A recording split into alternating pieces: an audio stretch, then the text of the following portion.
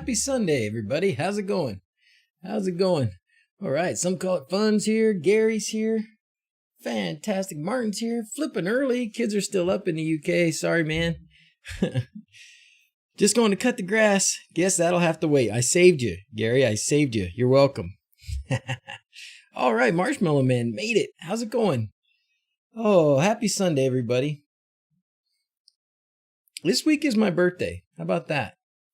I didn't even know, didn't even think about it until this morning. The kids woke me up singing, brought me some breakfast in bed. That's pretty nice, isn't it? I think they like me. Oh, what's happening, everybody? What are you guys up to? What are you up to? I know this is a little bit earlier than usual today, but I got a commitment later, so we're doing it now. Just happy to be home. This is the first weekend I've been home and not up at the Hoobit hole in many months. Many months. Many months. I didn't go up this weekend at all, and I'm not going next weekend either. Hopefully it's still there. Hello from Belgium. How's it going? Van Roy. All right, Kania, thank you. We'll play you something fun here. We can do a little bit of unicorns or something.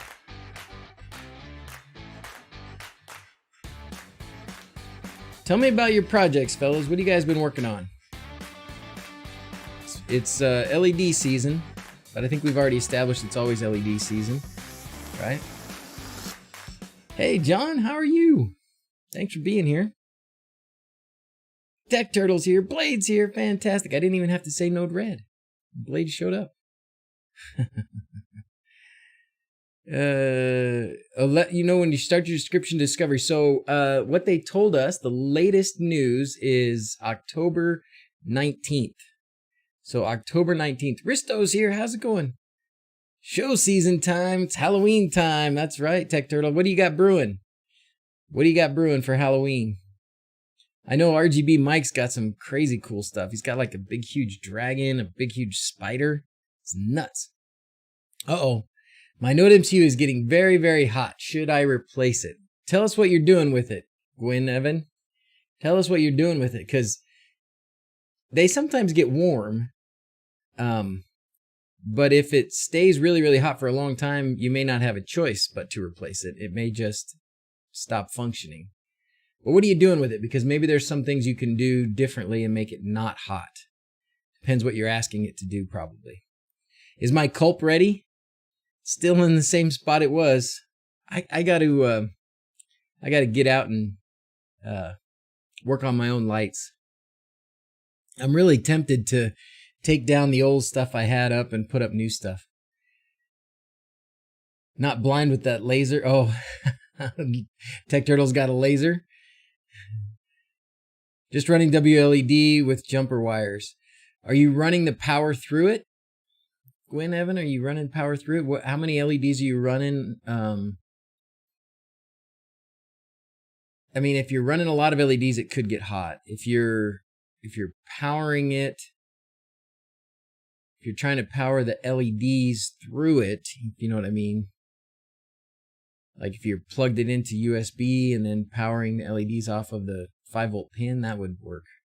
That would make it really hot. We need videos, I know. Lots of people. You guys got to make some videos of your awesomeness.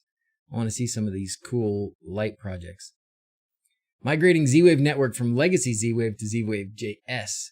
Still hesitant to pull the trigger. I don't have any Z-Wave, Robert, but Z-Wave JS certainly sounds like the thing to do. I was going over the Home Assistant release notes just this morning, actually.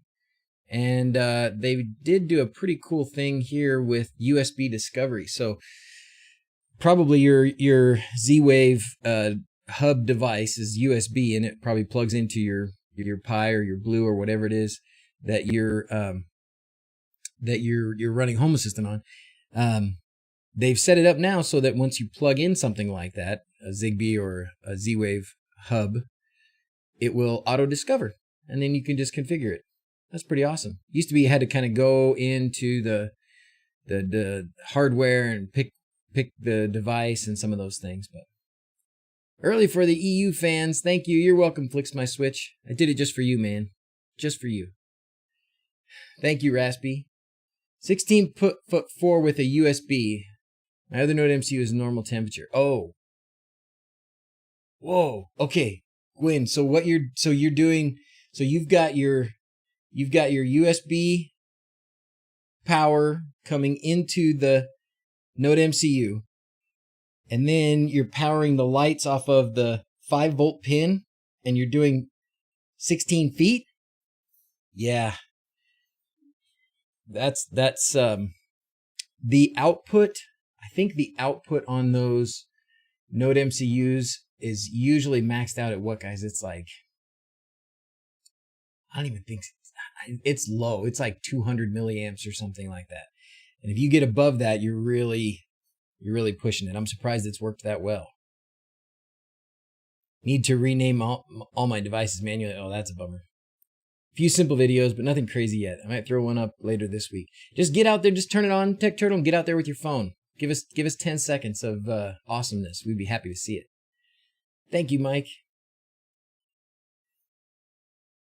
These live sessions are always motivating for me to work on Home Assistant stuff. Need to get my browser mod stuff more fleshed out. 850, really? Is that what they can put out, Steve?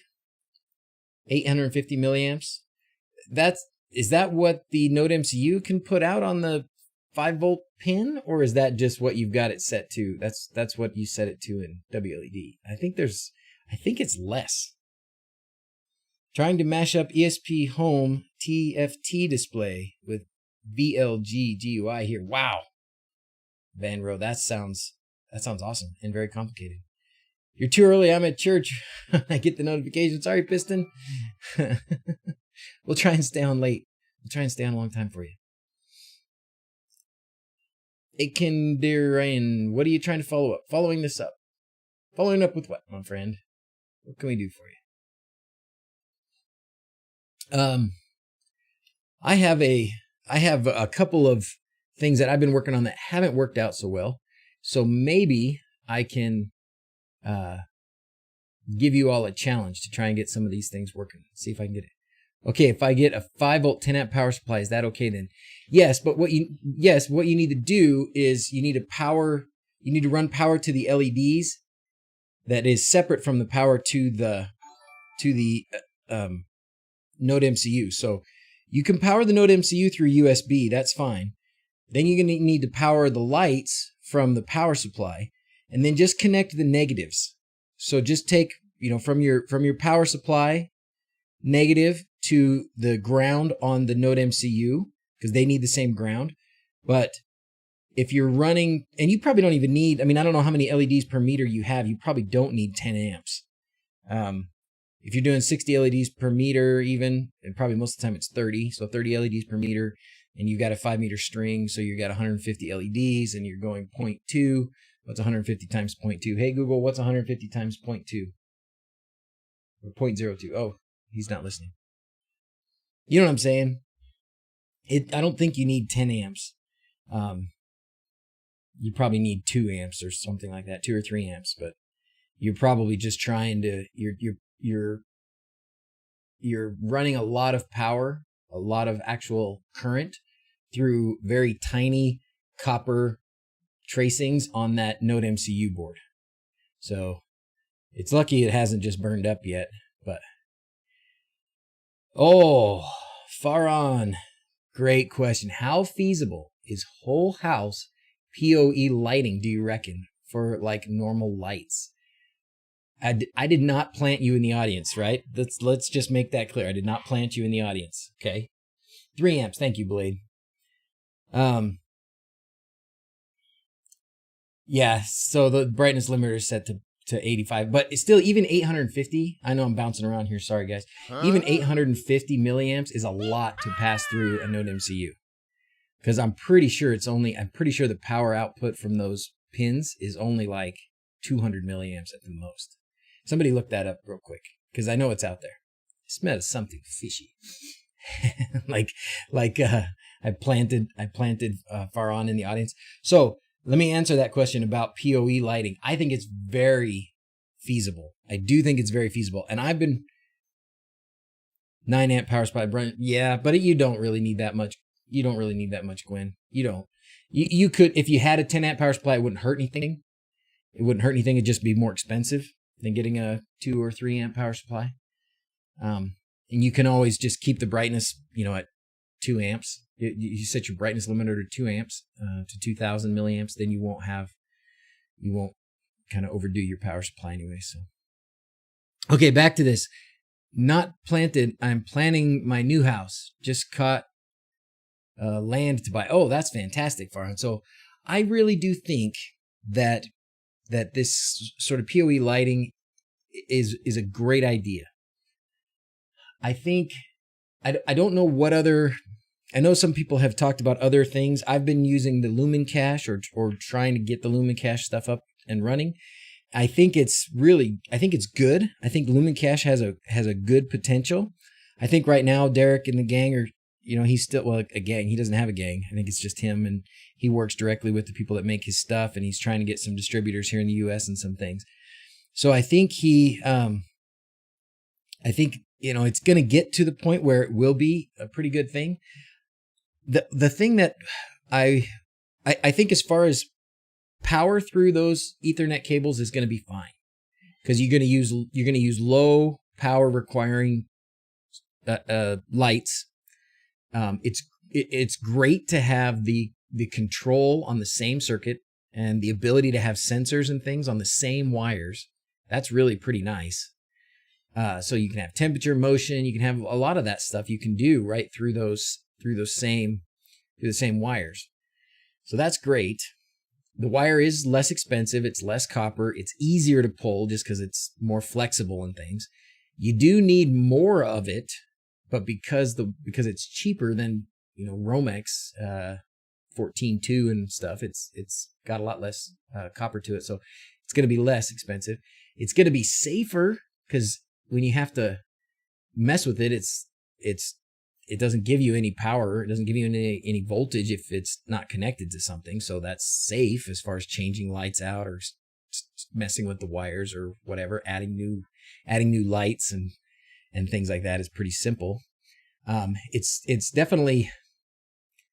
I know what Derek, the guy who makes the LumenCache, what he's telling me, he wants it to be very plug and play, very simple for like electricians to install. I think most people want that.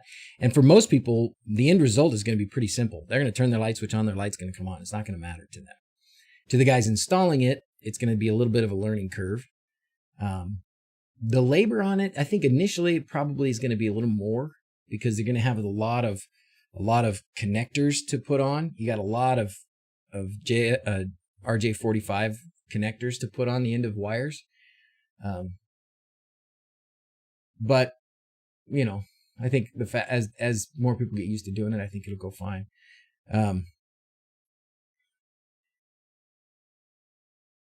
So yeah, is it feasible? Yes, definitely is.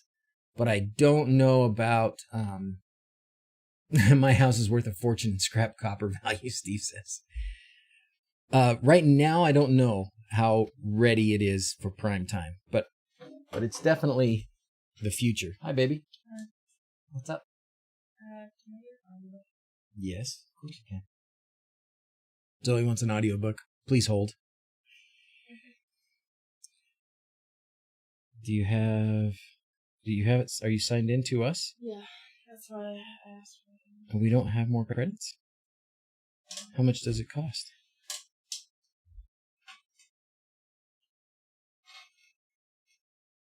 Here, let's do this. Add it to the wish list. Let me do it in my app, because I think it's... Oh, but I was busy, wasn't I? Mm-hmm. Okay, sorry guys. Gotta do Zoe's audiobook here real quick. What's a good option for an LED strip to use for lights in a room? Don't need color. Oh, we can talk about that. There are plenty of just white lights. Let's see.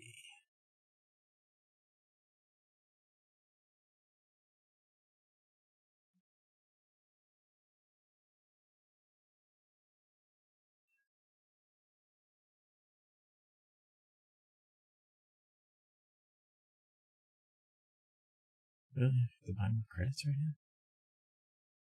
Wow. We don't have any credits, huh? I suppose he has.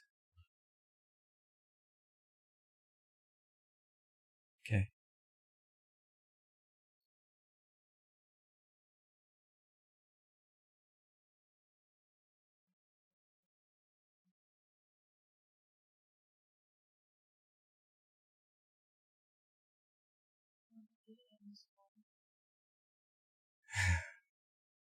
Okay, done.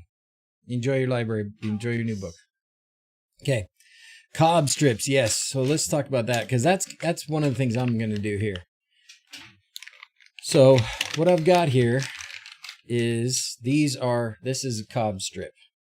Okay. So basically it's just it's a whole bunch of tiny little LEDs right next to each other. And when you light it up, it doesn't look like discrete dots at all unless you really dim it down a lot. So those are really good, and you can get them in whatever color temperature you like. So if you want them more warm, if you want them more cold, whatever, you can get them.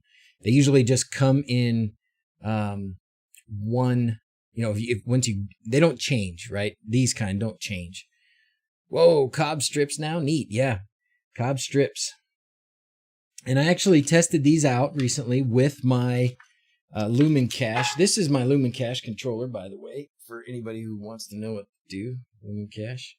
Do those get warm? I don't know. We could test it out. Should we test it out? I've been kind of hoping somebody would ask me to turn it on. Let's turn it on. Let's play with it. I learned a lot of stuff about LumenCache this week. Delicate though, easily damaged if kinked. Yeah, probably true. Probably true. But once you put them on, they don't look IP rated. You mean like outside? Probably not. I mean, there's a coating on them. There's some kind of a silicone coating on them. I know, still no flying cars. Audio sync issues? Uh-oh. Uh-oh. Uh-oh. Uh-oh. Uh-oh. Let me know if there are audio sync issues, although I don't know that there's anything I can do about it. All right, LumenCache is this system here. So this is PoE lighting. And this board that I'm connecting to is really nothing but it's called a power distribution module, I think.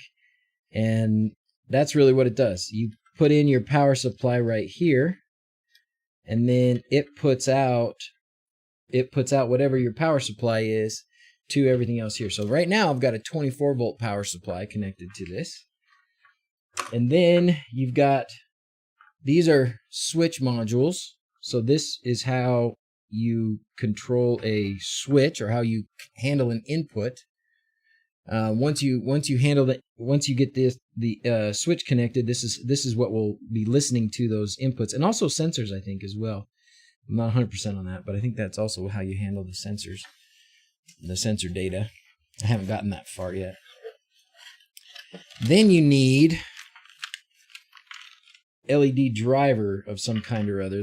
These red ones are constant voltage, so they will output on your PoE cable. They will output whatever voltage is coming in from your power supply. So, and it can be anything from 12 to 48. So I've got a 24 volt power supply, so this will output 24 volts. And I learned a lesson the other day by destroying one of these. For anybody who ever uses this, you can connect these here, right? That's great. And now you've got the driver and the switch on the same circuit.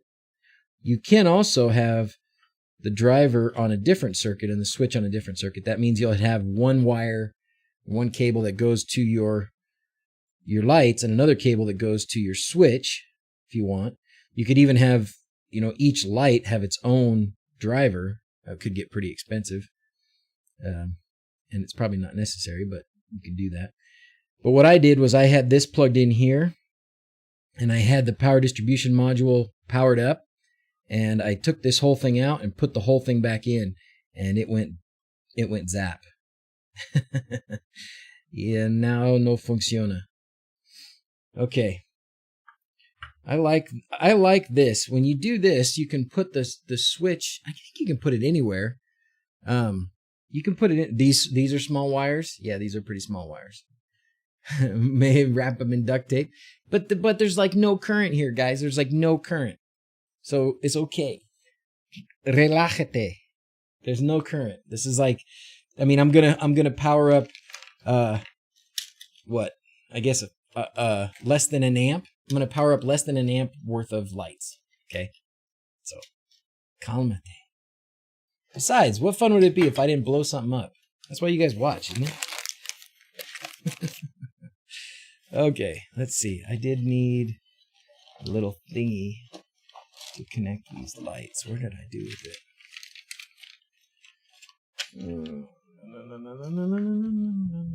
Oh, here it is. Okay, connect that there. And then more wires.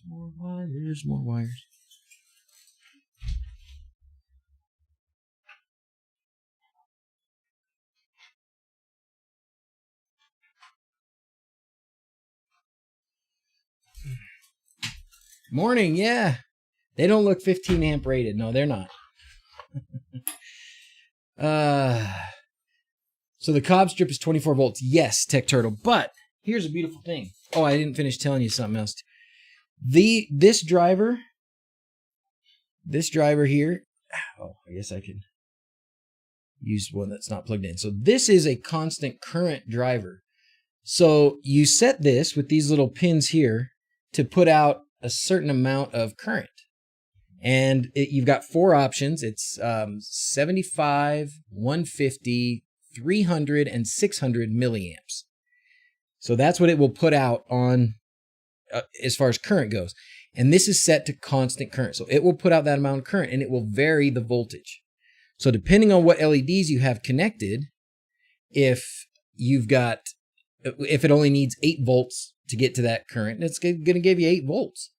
If it needs, well, I guess it can overdrive them too, I think he said. So like even if you needed 56 volts to get to that amount of current based on whatever lights you're using, if you got a bunch of lights or something, I don't know, then it would adjust the voltage up to get to that current. And the nice thing about that is you don't have to worry about voltage drop, because the voltage is going to change. You're going to set it based on how much current, and then it's going to adjust the voltage.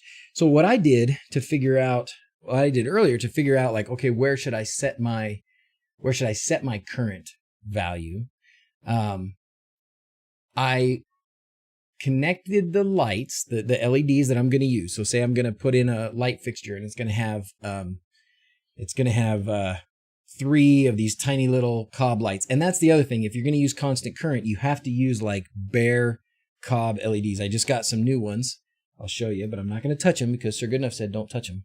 He said I'd go blind or something. Anyways, so these are actually these don't look like they are because they've got a little resistor here, so these might have a voltage on them. But basically, you get these little tiny light little tiny light circuits that are just the circuit. They're just the when I say circuit, I mean the LED. So this guy, if you guys watched the stream where I messed with this before, this won't work with the constant current unless I cut off all this other circuitry and use just the LED.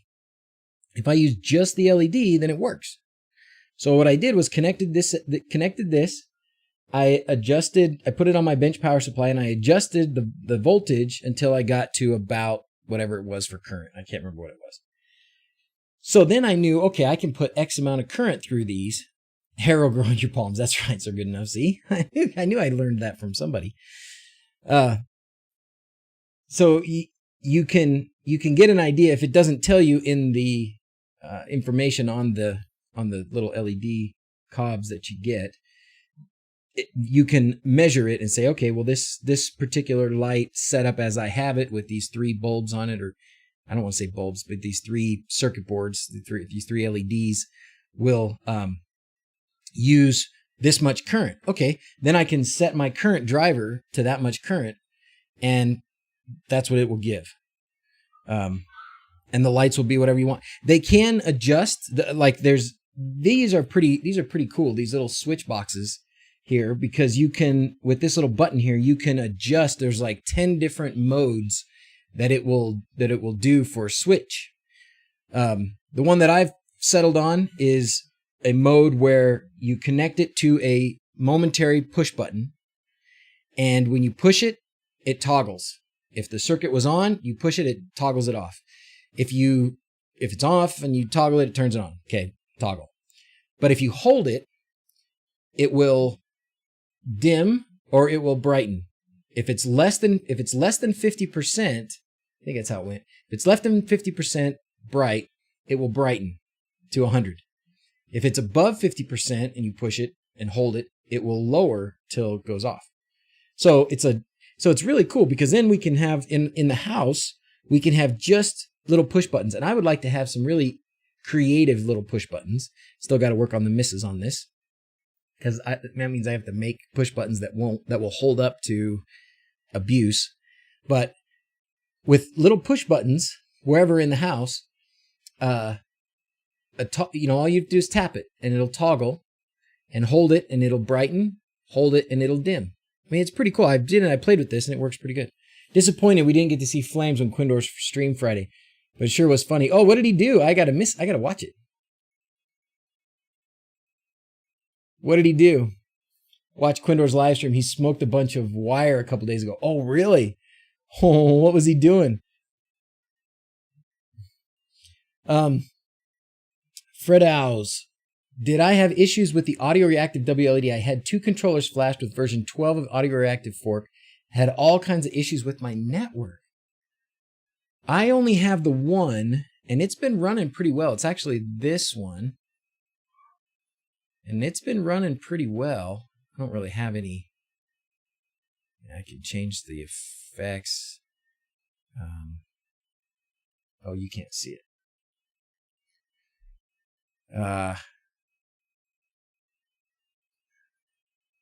It's working. Yeah. I haven't had any issues with it. This one is a Pixel Pro. Yes, it's a Pixel Pro. My own little invention thing.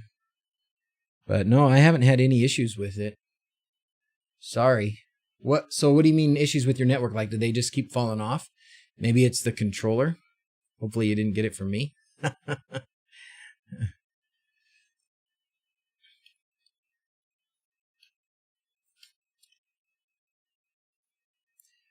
While we're squirreling, because that's just how it's going to go today. He did the 24, putting 40 amps through 20 gauge wire. Oh, wow.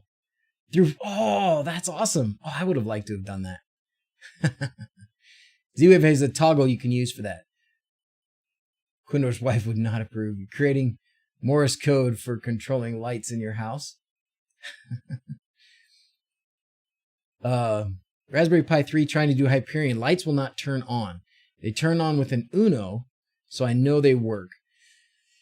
Oh, Ryan, Hyperion. Here we go, squirreling around again. But all right. Let's talk about 3 things today. LumenCache, Luciferin, and PoE, this PoE device, okay? All right.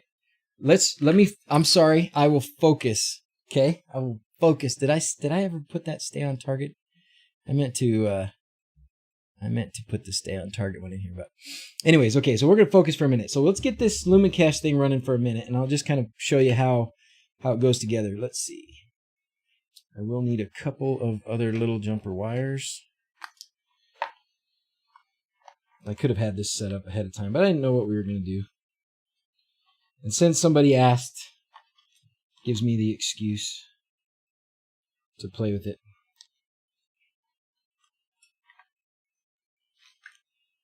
I'm still waiting, with the LumenCache, the stage that it's at. He's got to ship things over from China all the time, and that's been a beast, as we all know, if we've ordered anything.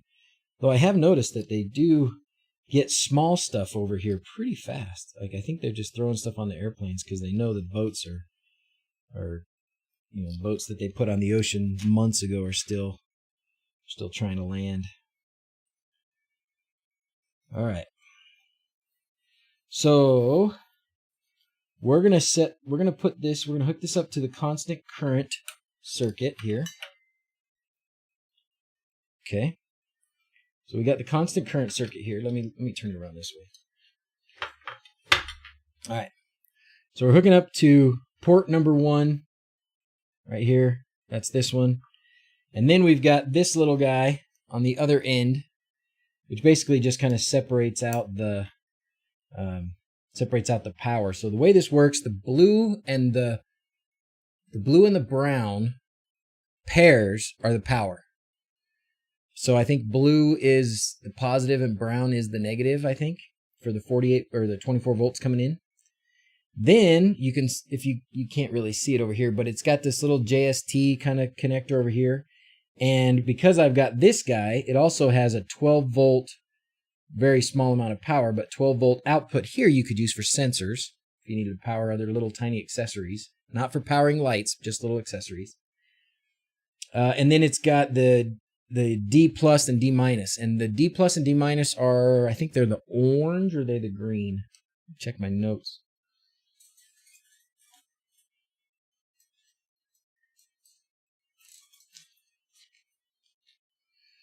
The green is the switch. Orange is the power, the 12 volt power. So the orange and white are the 12 volt from this little accessory thing. And then the green is the switch. Okay. Now, I think we can turn it on. This is good. This is good. Okay. Let's turn it on. All right. We get a little light here. We get these lights blinking here. And that's what tipped me off to the fact that I had destroyed the other one, was this was not blinking.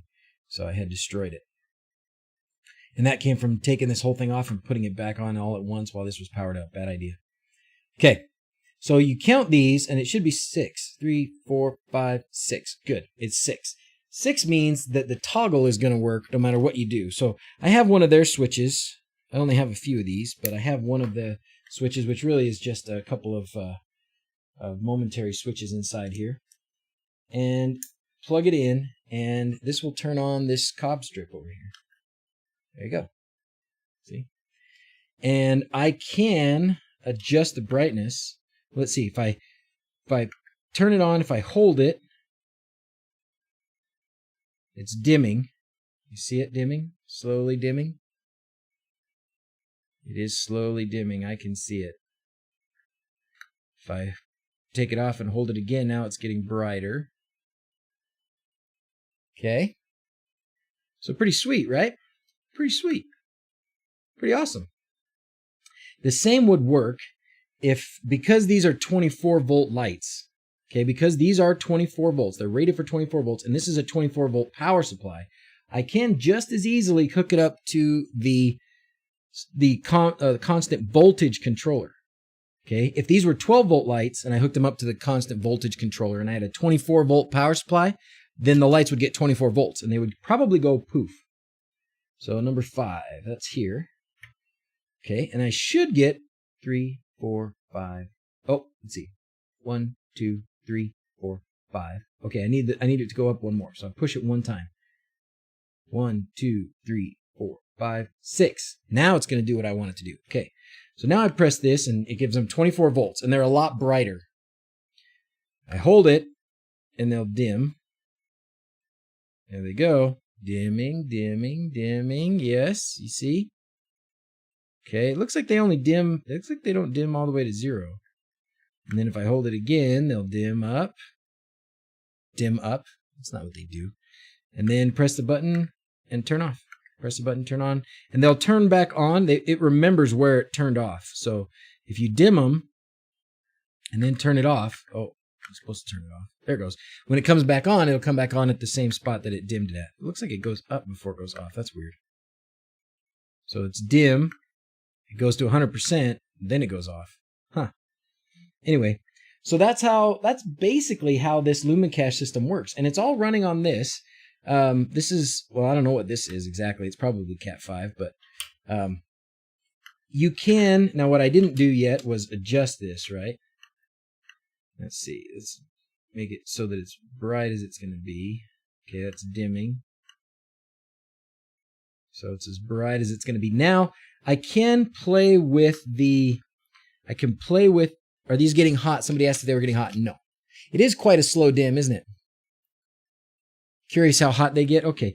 So they're probably not going to get hot, super hot, because I think I've got it set to pretty low current on this current adjuster.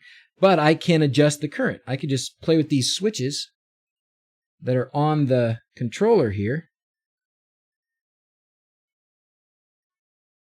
I don't know if you could appreciate that, but it did get brighter.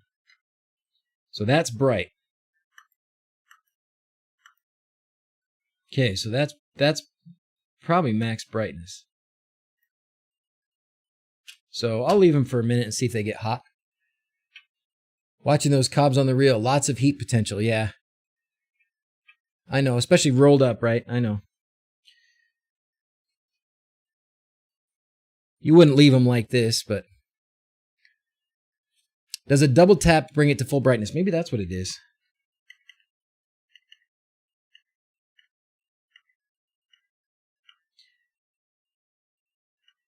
I don't know, but it looks like it looks like if it's on and a second tap gets it to full brightness.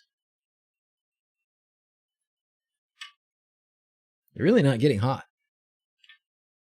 Hey guys, yeah, I'm on early today. I'll probably, with dumbo coronavirus. Hey Quindor, hey, I heard you made some fuses on your show. I've been wanting to do that, so I got to go back and watch it. I didn't get to see it. I'm excited to see how it turned out. Some 24 gauge fuses, huh? Oh man. Yeah, these aren't getting hot at all. I don't feel them getting hot at all. Maybe a little warm now in the middle. Yay, Peter, we finally a live stream we can watch again. Depends on the mode of the WP. Oh, okay. So you're saying the mode of this. So I'm on mode 6, Richard. Richard has LumenCache. He can tell you all about it. 24 plus 40 amps, not okay. Yeah. I mean, they're not cold anymore. Like they're warmer than the table. They're still not hot. That's pretty good. Now you can actually watch. Hey, Tycho. Well, like I was going to say, so Corona has messed with church time again. So church time is now 1:30 for us instead of whatever it used to be. I think it was 11 for a while. Am I already out of quads? Yeah, Eddie, but I'm getting some more this week. In fact, they're already in the mail. They're already on their way, so be watching. Yeah, it's an incandescent bulb. Yeah, these aren't very hot, so I'm going to turn them off. But anyways, I'm excited about this. This is what is going to be lighting up the Hobbit house. Hobbit house. That's what I said, Hobbit. Did not say Hobbit. Those Tolkien lawyers are listening.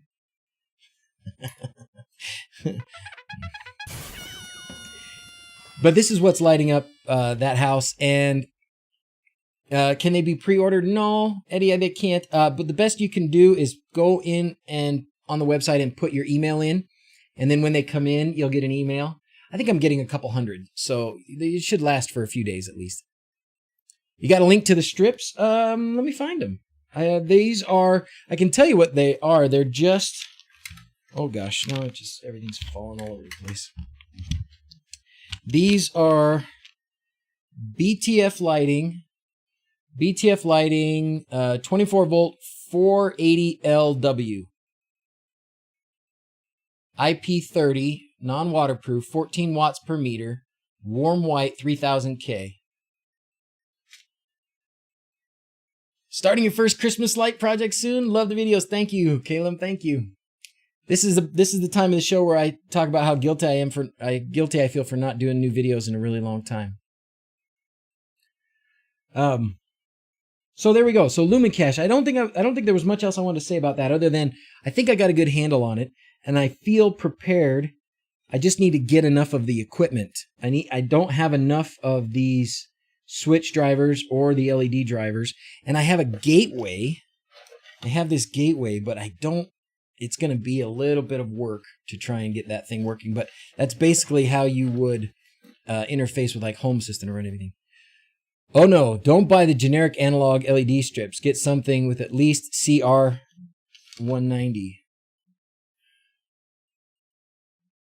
How do I know? I guess let's look at these. They're not generic. They are generic. CRI90. Let's look and see what I got. Let's look and see.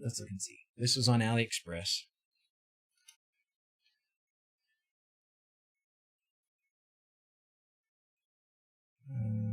Sign in.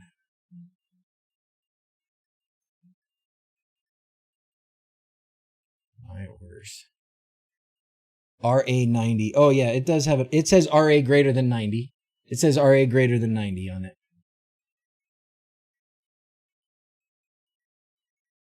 Fix your insomnia, Andrew. Where are you? So I bought a bunch. Oh, you guys can't see anything. Sorry.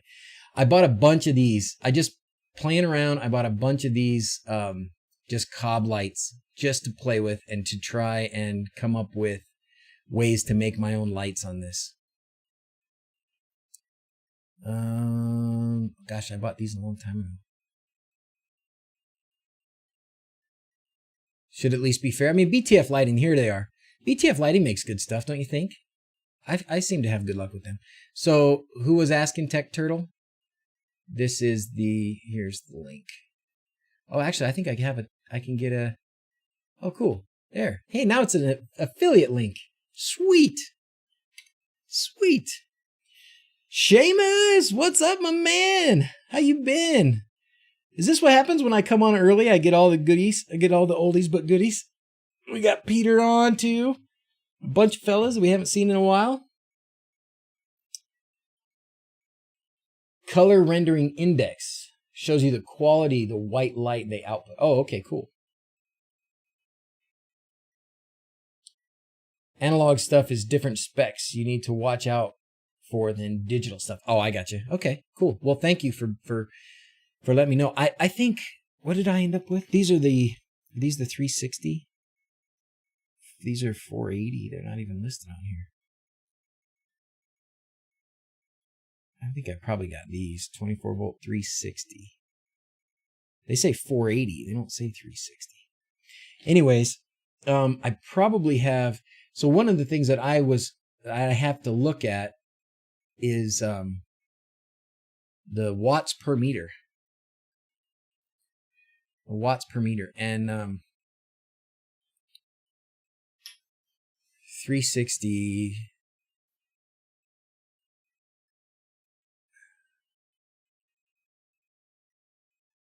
Yeah, I thought there's a little resistor in there, but they seem to work okay with the constant current. Anyway, I'm not going to run them at their max current anyway, so I think they're going to end up being pretty good. Quite nice in light spread and such, though. I like those. Oh, good. Well, these are going to be my master plan here. These are going to be the main lighting in the main room of the Hobbit house. Hoobit house. Replaced my power supply, no questions asked after they went bad. Awesome. You know, back before the Rona, I was this close. I was ready to. It was one of the places I was going to go visit when I went to China was BTF Lighting, because I wanted to basically sell their lights on my website as well. You know, so people could buy a controller and they could buy strips of LEDs, and BTF was going to be my supplier of those because they do a good job. They make good lights. So that may still happen. It's a Hoobit. Do you want to be sued? Refitted a bathroom fixture from 3 100-watt T3 bulbs with 3 COBs at 12 watts through LumenCache. Nice. And that's basically what I'm doing. Like, the good and the bad about this PoE lighting is basically you're making your own fixtures. Like, I did buy some fixtures from LumenCache, and they were a little more pricey than they would have been if they were incandescents, but not really. They weren't too bad. It's $20-something per fixture for just basic downlights. But if you want fancy things, you want, a chandelier, you want your bathroom, everybody's bathroom vanity fixtures are all funky, right? You got to have something cool.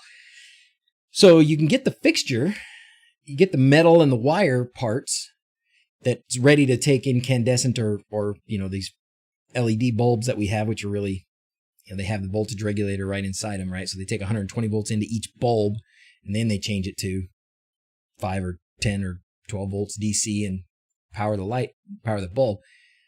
But you just take those lights, those wires, and connect them to one of these COB lights, and then set it up so it's getting the right amount of current / voltage through LumenCache. So you kind of have to make your own fixtures if you want special fixtures. So for right now, that's still.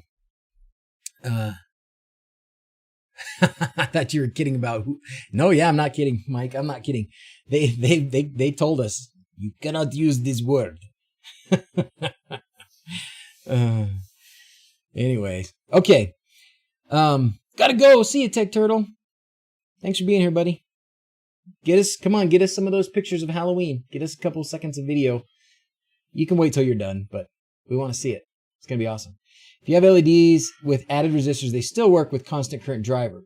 It only loses some power in the resistor. Awesome, Jan. Thank you. That's good to know, because I was when I don't remember who I was talking to. Maybe it was on here before, or maybe it was somebody else was talking about it. Said if it has basically any other circuitry on their resistors and such, then it's going to want constant voltage. But that's good to know. If I'm okay with that, I'm okay with that. I did get, since these are 24 volts and I have 24 volt power supply, I did get more of the 24 or more of the constant voltage drivers to use. So I could use constant voltage drivers instead of constant current drivers, but it's going to be a bit of a hodgepodge, which means we probably aren't going to have lights in the house for a couple more months. If you have a huge Hyperion setup with WLED, once you hit 490 LEDs on one controller, it becomes a pain. Oh, is that right, Timothy? I did not know that. In Soviet Russia, books you read. Books read you. Split my Hyperion setup to 2 WLED controllers to get it working correctly because of the 490 LED limit. Wow. So Hyperion has the 490 LED limit?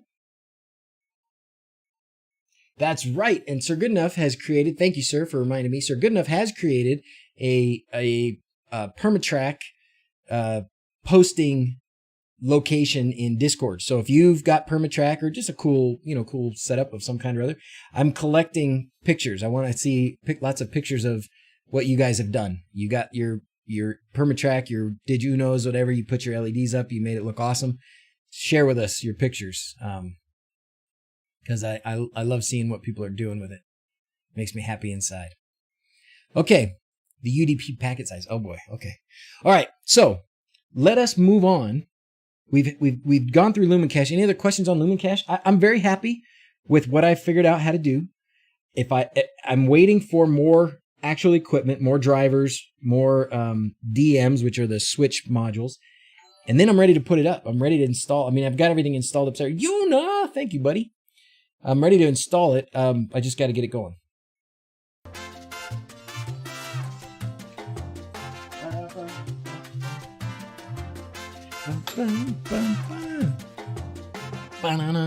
Okay, so that's that. We're waiting for it's a good Meanwell power supply, so I got to wait for it to power down.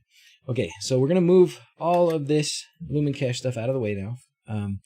And somebody asked about, Hyperion, right? Somebody's asking about Hyperion. So let's talk about Hyperion. Let's talk about Hyperion and the other one, which is Luciferin. Johnny, what's up, buddy? Oh, there you go. Speaking of Luciferin, this has happened. Your computer is capturing the screen too fast, and Glowworm Luciferin firmware can't keep up. This can cause synchronization issues. Do you want to lower the frame rate to 5 frames per second? Dang it. 5 frames per second is pretty sucky, I can tell you. So, we've had a couple people talk about Hyperion. I like Hyperion a lot. Hyperion works really well. I felt like the setup for Hyperion was a little tricky, and the hardware is a little more expensive, but honestly, it depends on what you're doing. It might not be that much more expensive. Luciferin, we've talked about a little bit, and if you haven't heard of it, Luciferin is an ESP-based screen match software. Okay. So you connect the way that David has it in mind with his ideal setup, I guess, is just like a Node MCU or a D1 Mini, an ESP8266, connected to LEDs, connected to a power supply. And then you have the option of either using USB out of your computer to get the information to the 8266 or 32, or you can use MQTT, or you can use Wi-Fi and MQTT. And if you don't have an MQTT broker like Home Assistant, you can even use like Hive, the cloud version of MQTT kind of thing. Don't forget to click that like button. Why would it want me to review that? Someone take the other sub. It's free. Take the subs. Take the subs, guys. Take the subs. Free subs. Thank you, Sir Good Enough. Or who did that? Was that you? Who did that? Who did the free subs? Oh, you resubbed earlier and you need to see the train. You got it, buddy. With the semi-train. 18-wheeler train. Talking of Luciferin, I got the COM port working. You have to set the baud rate to the same in Device Manager. I have mine set to 921600. Okay. Okay, so you got to go to Device Manager. Now, I don't have one hooked up at the moment, but basically, if I was to go in here, whatever, let's just pick one of these, right? If I go here, does it give me the baud rate in here somewhere that I need to change?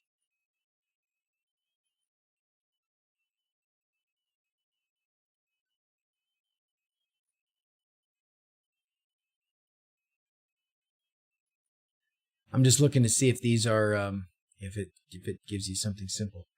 Tim, thank you. What a guy. What a guy, Tim. Do you like unicorns or planes? Unicorns or planes? We haven't done planes yet. I like planes. Oh, wait, we did do it. Aw, thanks, Tim. That's good, dude. I appreciate that. Sorry for caps locks. That's okay. If I had it connected, okay. So if I had one connected, it would do it. I could flash one real quick. So the baud rate, so in Luciferin, we're going to go here and we're going to turn the frame rate back up because I can't do 5 frames per second. Let's at least do 20. But in here, you can set the baud rate, right?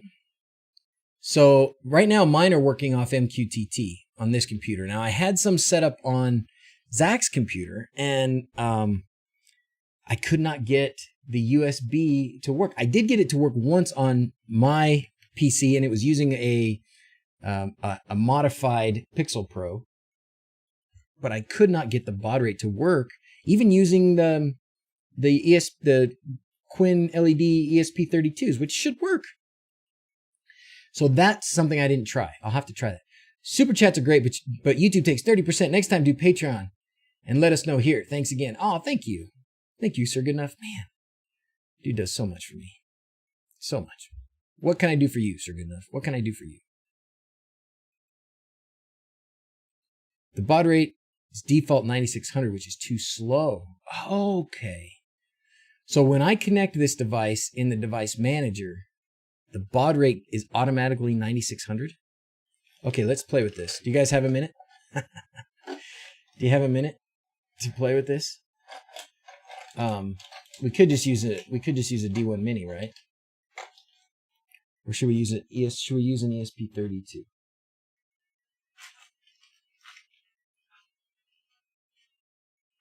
Let's just use it. Let's just try it with a D1 Mini for a minute.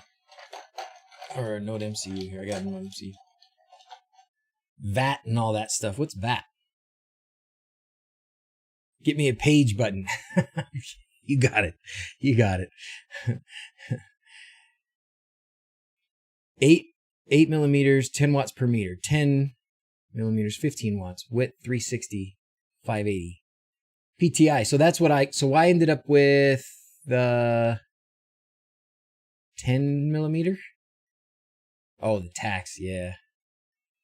Yeah, the tax. Oh, the taxes. The taxes. All right, let's flash one of these. Let's just play around, and we're gonna flash a Node MCU, just a generic old Node MCU with Luciferin, because I was informed I was saying it wrong. Mark Sutton has a page button, doesn't know how to use it. Actually, it doesn't work. Because you got one the same time Sir Goodenough got one last time. It doesn't work. I thought I had it. So Luciferin is for when you are just capturing from a PC directly. Yes, Timothy, that is the big, big, big difference between Luciferin and Hyperion is, and yes, that is the biggest difference, is you cannot use Luciferin to capture an external HDMI. So if you're putting it on like your TV or your Xbox or something like that, then Hyperion's the way to go. Okay, so if you want to do Luciferin, oh, I needed to save that because I changed it. You want to do Luciferin. See, I had to look up Luciferin pronunciation. Luciferin. See? Slower. Luciferin. 405 error. Yeah, we got to get that working. Okay, let's get it working. But not yet. Not yet. Okay. No, Luciferin.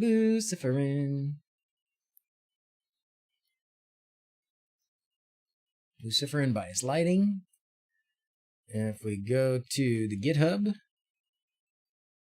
and we go to the wiki and we go to the quick start guide, we can use the web browser based installer. And let's just install the light version, because we're just going to use USB. So the full version lets you use Wi-Fi and MQTT. I don't remember what other things are different, but we're just going to use the light version. Clean install. Deletes presets and settings. Definitely. You got to make sure you got the right drivers, which I'm sure I do. The CH340 or the CP210, whatever. Okay, install. This one, I think. And if you don't know, unplug it. Yep, disappeared. Plug it back in. Reappears. That's the one I want. Okay. Hopefully this will work. In the meantime, stop QuickTime.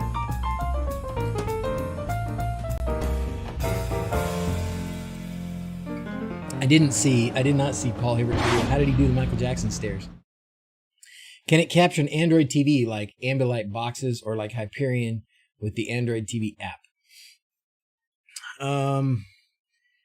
Luciferin can only do, it runs on Windows and runs on Linux. That's what I thought too, Aaron. I said that last time. And somebody said, no, you Americans. Dr. Pepper, Dr. Pepper, Dr. Pepper.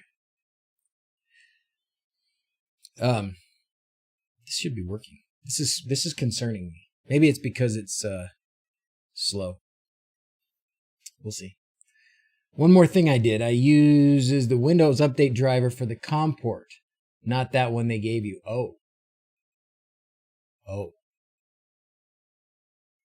Maybe that's what I need to do too. Also want to do a sequenced red evacuation light that reacts to smoke alarms. Oh, that's cool. That would be cool. All right. So, in the meantime, while we're doing this, let's talk about, so now we've added two things. We've added one thing. So Sir Goodenough wants a page light, and we should get him one. He deserves it. So we're going to do that. This is concerning. But before we do Sir Goodenough's paging light, let me just ask, and I'll ask Sir Goodenough because he's probably the guy that knows. This guy, right? This is this PoE TT Go board. Okay. I can get it to flash. Okay, I can get an ESP home sketch with the little programmer, and I can get it to flash. But it's not like when I connect Ethernet and PoE to it, it's not connecting to the network. My little lights, the little lights that come on the bottom of that are not working. Edgar Allan PoE board. And I think it's because of the maybe it's because it's clean install. Maybe that's why it's taking so long. I think it's because of the board that we used for like when we get in here. So this is it. This is my board. It's this part, I think. I'm sorry that this doesn't do dark mode. Error and no more stream. Anyone else having problems? Oh no. Could never get mine to flash via browser used the download. Okay. I have had them flash with the thing, but maybe I'll just do the download. So anyways, I'll answer this question. So Mohammed, 840 WLEs, what PSU is recommended? So I do have a little calculator, but basically what you can do, you can go to DrZzs.shop, whatever, and pick pretty much any one of the controller devices, and down here there's a if you put 840 in here, oh, you can't. I thought you could. I'm sorry. Anyways, 840 LEDs. So hey Google, what is 840 times 0.02? That's it. My rule of thumb. This thumb right here. I found this on the web. Oh, come on. Just do math for me. Jeez, that's the postal code for Slovakia. 840 times 0.02 equals 16.8. So I'd say get a 20 amp power supply. Get a 20 amp power supply. Meanwell makes good power supplies. You need a 5 volt Meanwell power supply. Thank you, Mark. Thank you for the Prime sub. Mike47, you're a good dude. Thank you, sir. Do you like Unicorns of Plains, sir? Unicorns of Plains. Now that I know who it was that gave all those gift subs. Triggered. Oh, no. Oh, no. Did it set yours off, too? Whoopsies. Calc power. Ooh, that's cool. Is there good enough? That's cool. I didn't know that. Okay, what do you think? Should we give up on this yet? Should we give up on this? I kind of feel like we should. I kind of feel like that's not working.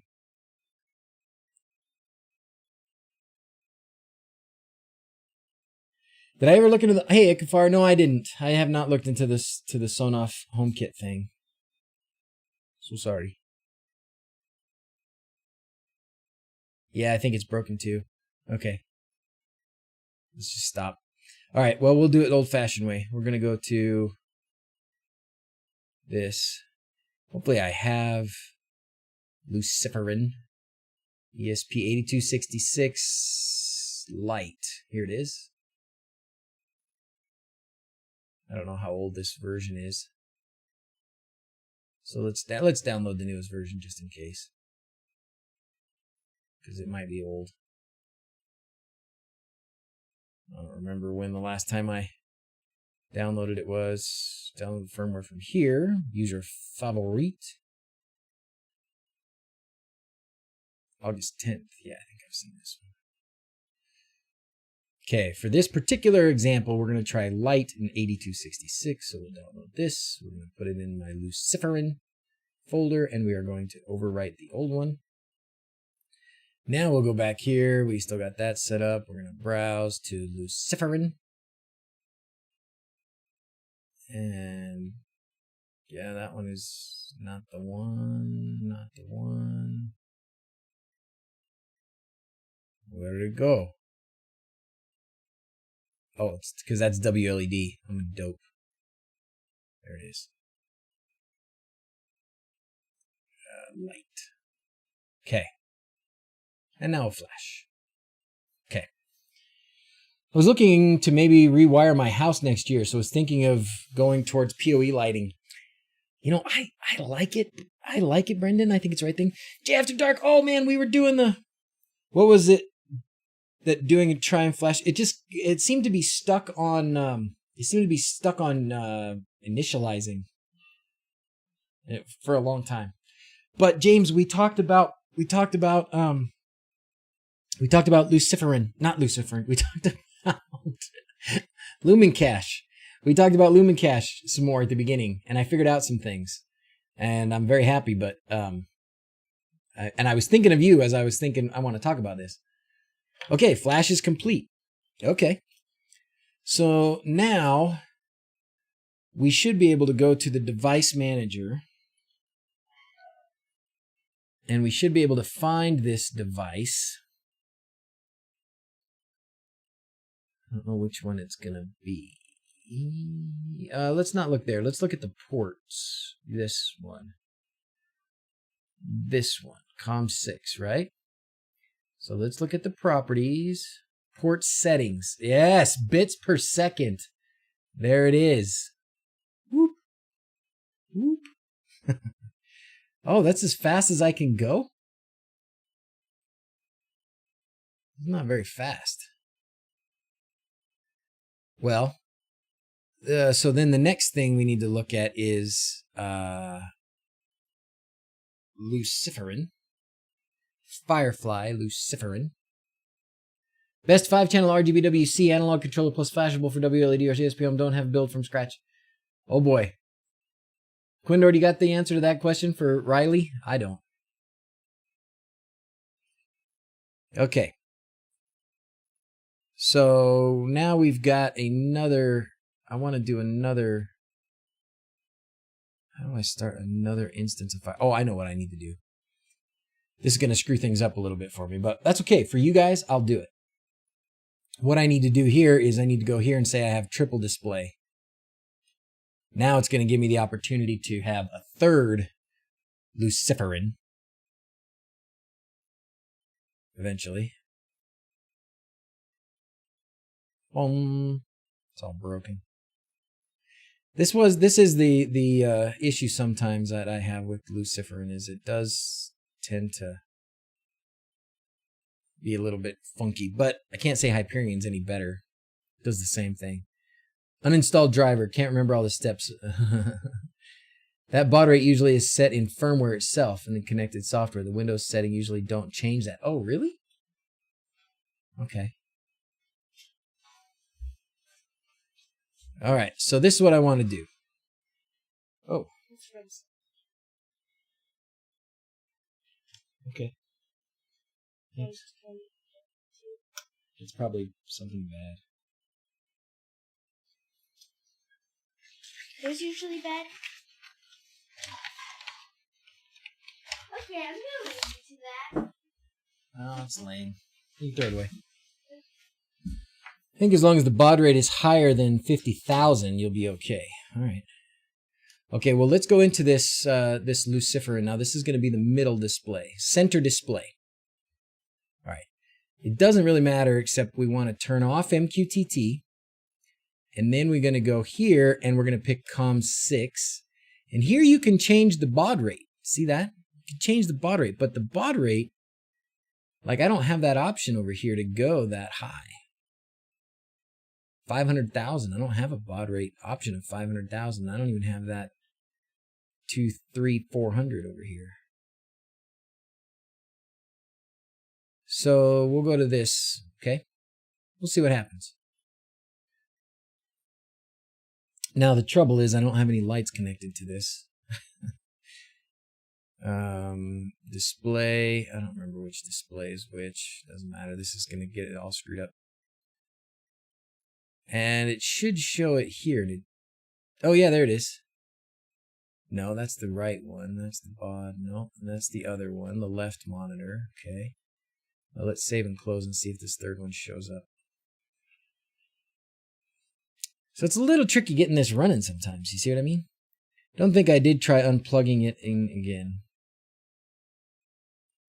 Silly question. Will WLED work with a white strip of lights and no data line? I just want a wireless option to turn them on and off. Then just get a relay, Knight.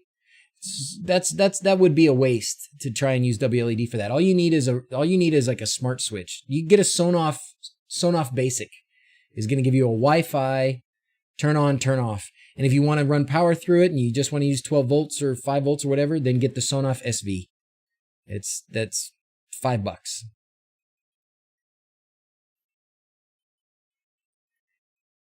Okay, here I can change the baud rate. Well, that says the baud rate. So there, it's connected. So this is farther than I was able to get before on Zach's computer. So what I didn't try, you're looking at the source code right now. Thank you, Timothy. Ignore the settings in the driver. Baud is set by the application level. Okay.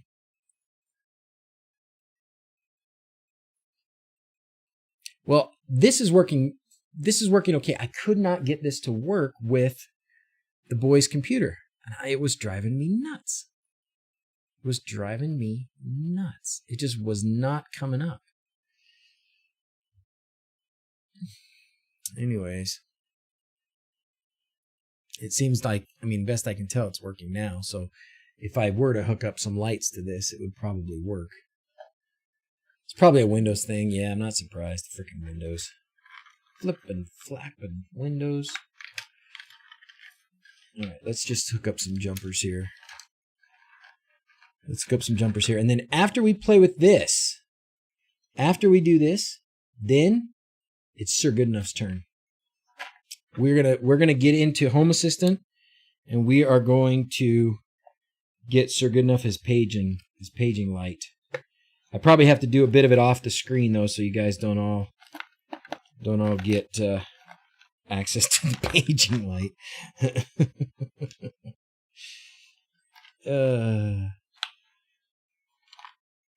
Oh my gosh, I thought I had jumpers right here. I purposely had just enough jumpers to do things like this. And all of a sudden I don't. All right. Let's see.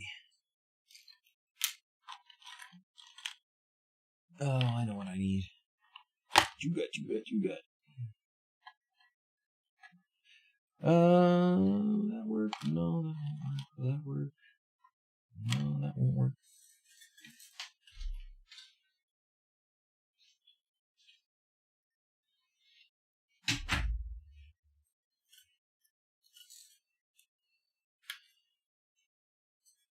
Dang, this won't work either. Okay, so we need jumpers. I just don't have enough handy. Can you believe that? I hate chasing them down. Okay, well, we're going to do this. We're going to go power. Oh boy, glasses time. I had like one of each kind of jumper in here on purpose for this kind of situation.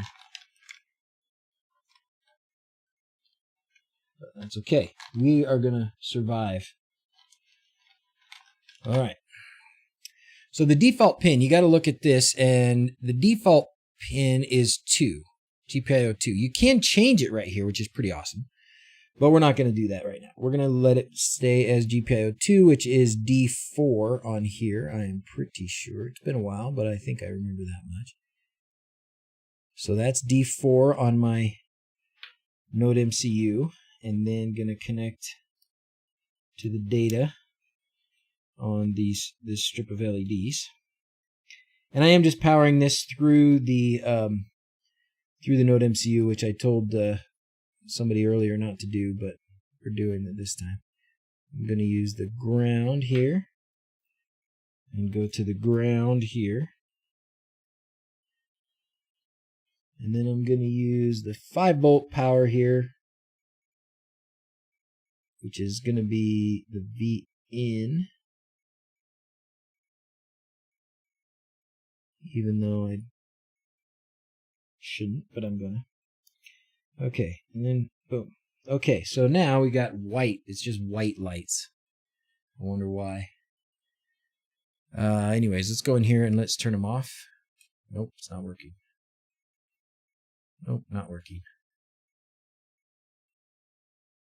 It's not working. Let's try it.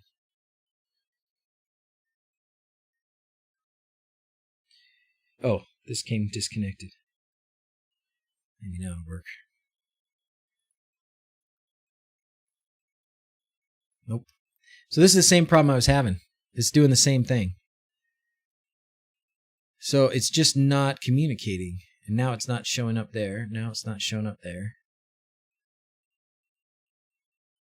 It's not working. It's not there. Stream buffering. Uh-oh.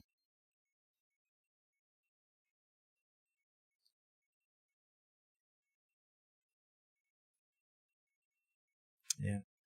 It's not working. So when you see this, that the box is gray. Oh, well, maybe this one's working.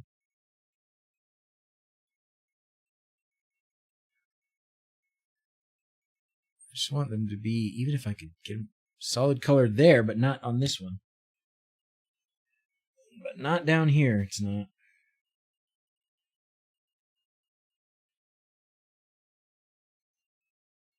And that's the left display. I don't want the left display. I want the middle. But it should all be the same. You had the same problem, Mark, and you monkeyed around long enough and got it working?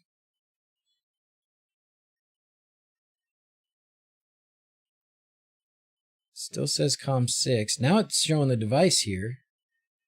Let's try a different pin. I don't know why we would need a different pin, but we could. Power them off. Yeah, when they just come on white like that, that makes me think it's not getting any data information. Well,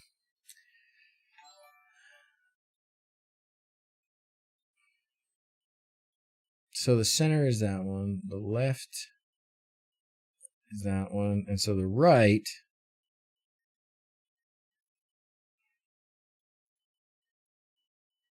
what's happening? The left and the right. Let's make sure we're not using, yeah, 1, 2, and 3. So we got different. Oh, this one's not. This one should be the left. Yeah. Not working.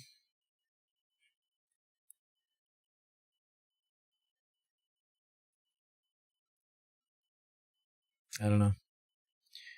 I don't know. But that's it. 2 main changes I made is installing Windows driver for the COM port and upping the baud rate in the device manager. Okay. Well, I'll try those things.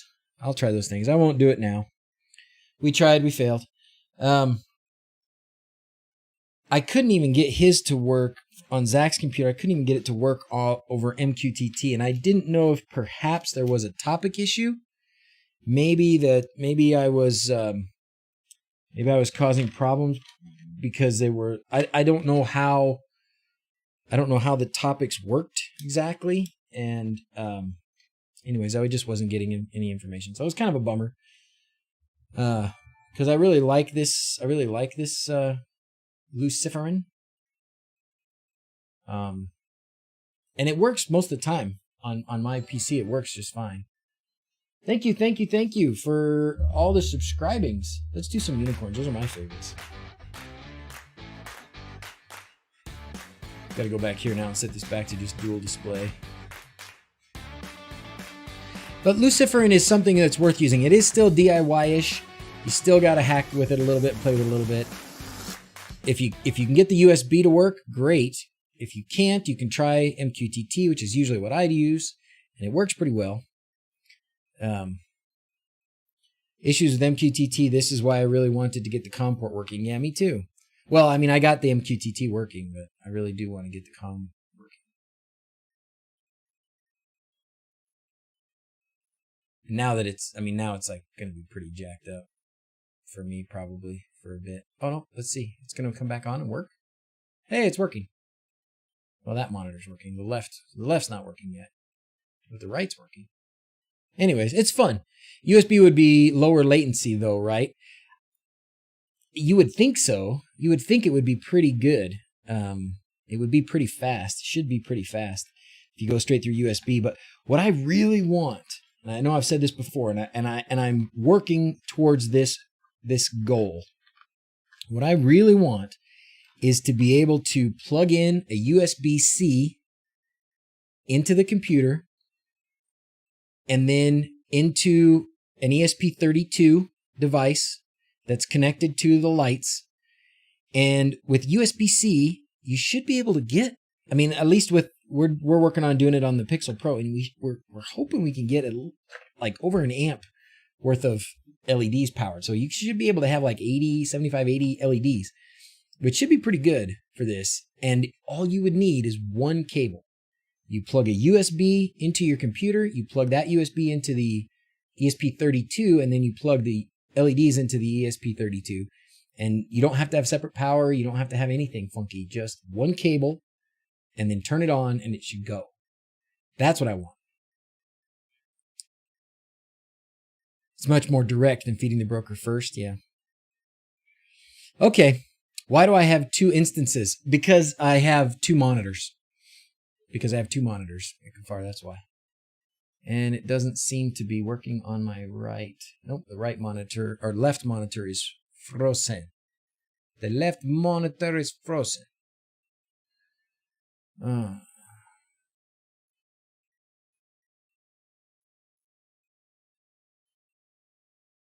Everything looks good here. Turn them off, turn them on. Oh, maybe I had it set to solid instead of bias. Anyways, it's fun. Okay, now the last thing we'll do, we'll spend the next 30 minutes on Sir Good Enough. It's your day, buddy. It is your day. We are going to fix the paging light for you right now. Okay? Oh, no, I don't think they make 6812s in pixels. I don't think they do. Run as admin versus not. That's a good question. I have tried both. I didn't try that this time, but I have, and it didn't seem to make a difference.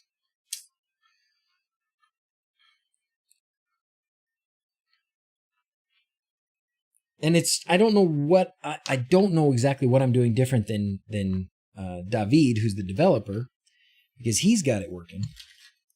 But obviously Mark got it working too. Oh, sorry, I misunderstood what you're asking for strings, not sure. Oh, yeah, I don't know about strings. And maybe, I don't know if Quindor's still here, but trying to find, somebody was asking me the other day, maybe it was you.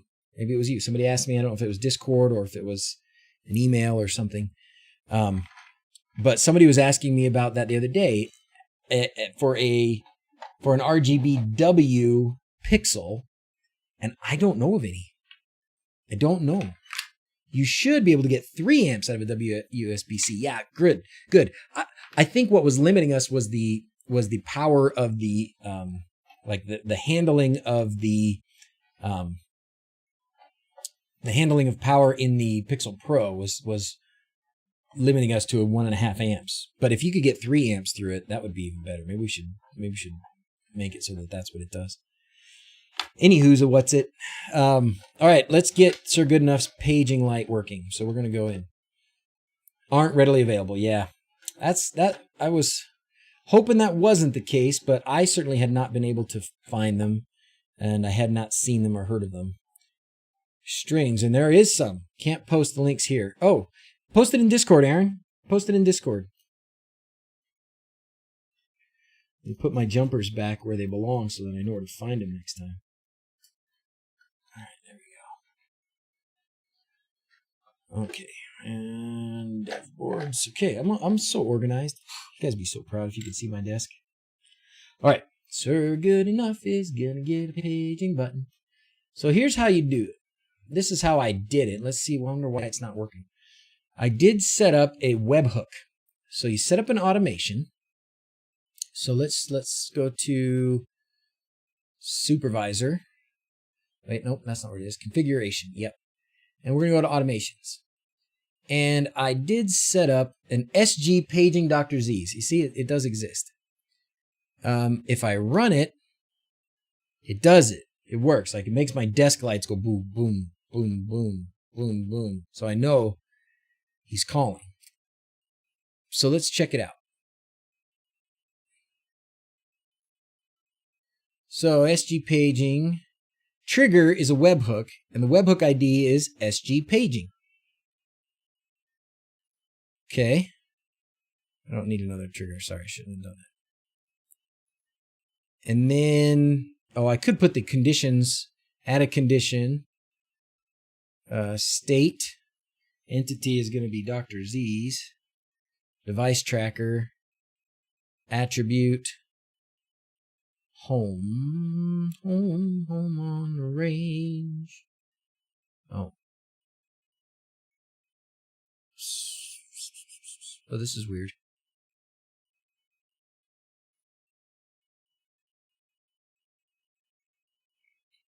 I mean, I guess you could page me even if I'm not home. Suppose it's not that bad. I don't know if that device tracker DrZzs is working. This is the one you want. I'll just put home. Okay. I guess attribute is optional, so whatever, it's fine. State home, yeah.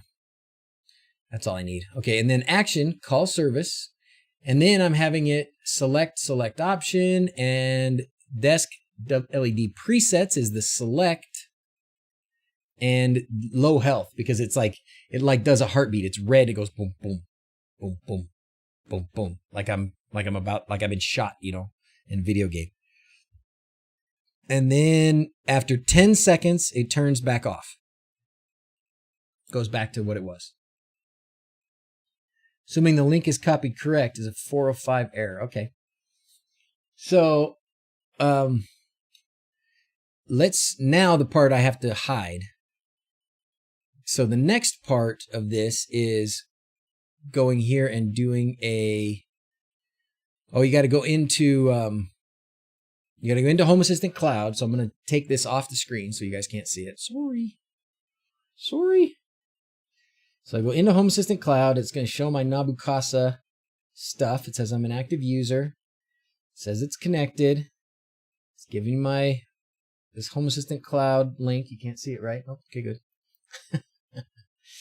And then I'm going to go to webhooks, and I guess manage this webhook.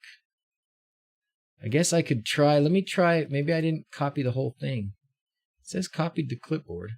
All right, Sir Goodenough, I'm going to PM you, my man. And let's see if maybe it's not copied correctly.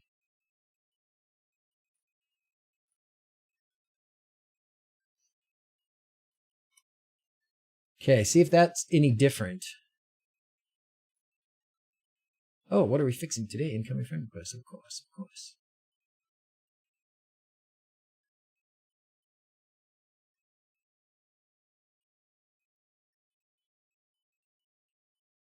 Oh, sweet.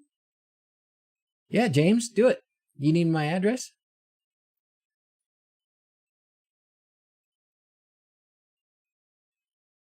Screen match lighting.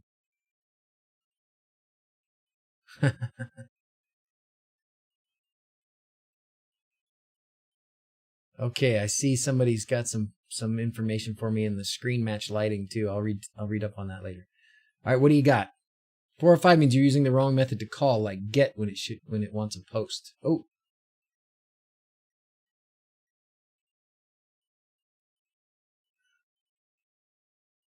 $405.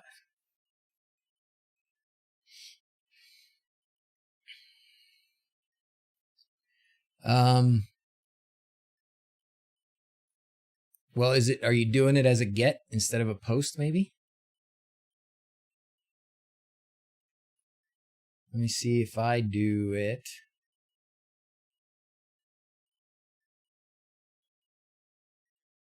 Yeah, that's not working that way. So it needs to be like through Postman, or I think you need to do it through Home Assistant, right? Yeah, you need to do it through Postman. From get to post, yeah.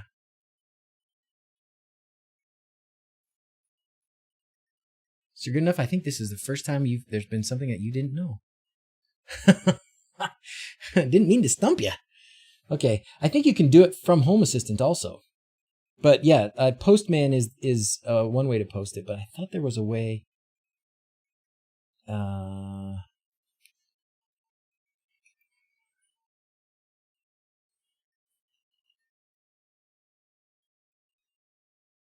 How is it in, there's a way.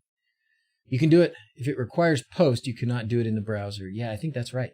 So what do? Yeah, that's a get. Is there something different I can do so that he can just post it in the browser? I don't get post. I get. CURL. Yeah. So you got to go to like run. Is that what you do down here? Let's do this. Let's do this. How to call WebHook.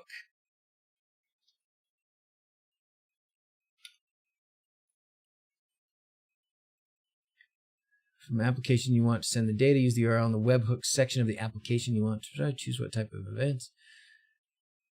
You know what else we did? We used to do it through if this then that, right? You could call webhooks.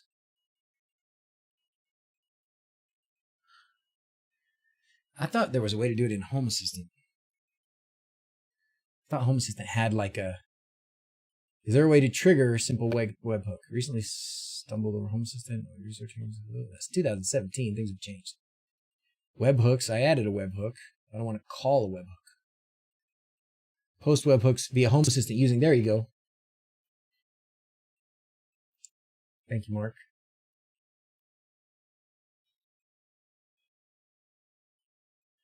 CURL in the command line of your PC. Webhook service provider. Okay, so good. In Hacks, you can install this. I should do this.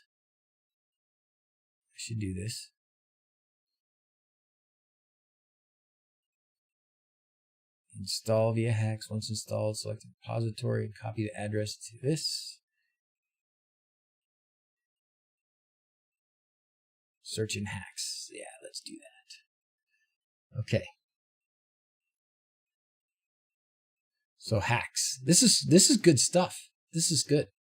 This is very good. Where did Hacks go? Why is my icon missing? Oh. Okay, integrations.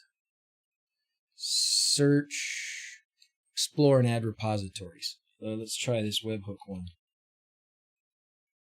There it is. Webhook service Home Assistant.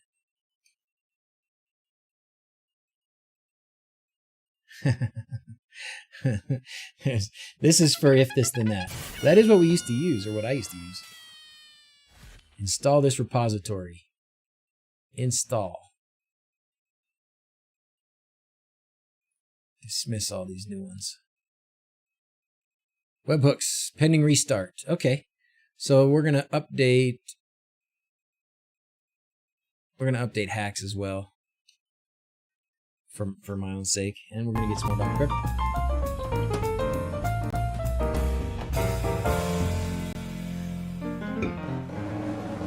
Yeah, you can use CUR first. Okay, let's do that. Now that it's pending a restart, we're gonna restart.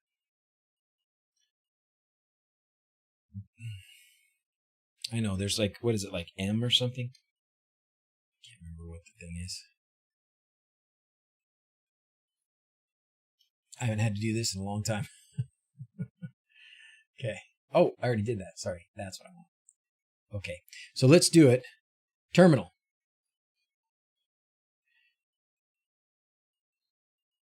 Does it just run? Doesn't it just run? The run app? No. Oh yeah, command. Yeah, almost done. Okay.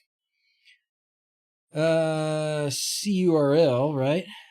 And then X, and then post, and then the URL. So I'm not going to give you the URL here. Oh. And now oh yeah, there it is. Could not resolve proxy post. Didn't work. That did not work. How's it going, DIY Tech and Repairs? Restarting. Okay. URL, X post, options, URL.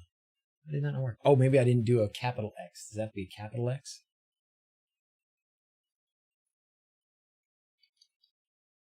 Command prompt. CURL dash X post, and then paste in the URL, and then enter. Yeah, it worked! Yay! It worked, it worked, it worked! Worked, it worked, it worked, worked, it worked, it worked. Okay. Shark Tamer, ton of pain, post tonsillectomy, hoping Doc can cheer me up. Hey man, I am so sorry, Shark Tamer. I am so sorry. I'll tell you, oh, excuse me. That's Dr. Pepper saying hi. Tell you a funny story about tonsils. Our little girl, Grace, had to get her tonsils out, and she was 4 at the time, and she got her tonsils out, and we brought her home, you know, and as it took her a little while to wake up, so she was pretty much home before she really was awake. And when she really woke up and she said, first thing she said, she looked at us and she said, I want my tonsils back. So maybe that's how you're feeling, huh? Feeling like this was a bad idea. I want my tonsils back. Hey, Rodney. All right, SG. Try that. Oh, you're on Linux? You running Linux or are you running Windows? Because that CURL -X and then capital post and then paste it in that URL and it worked. Can you make a shortcut for something like that? I am an anesthesiologist. Yes, sir. I can't do anything to help you feel better, though, other than tell you it sucks for a while. How old are you, Shark Tamer? Because the older you are, the worse it gets. Knowing that I kind of did this to myself, yeah.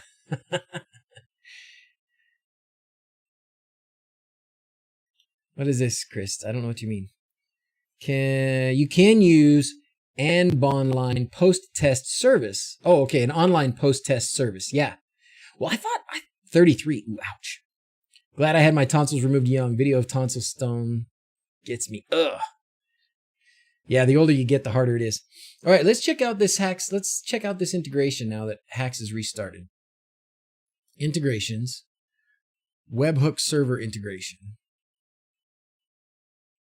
Setup. Wait, I did this already, right? So what does it do now? Service provider that allows Home Assistant to utilize webhooks in automations or service calls initially designed for use with Discord. So how do I use it?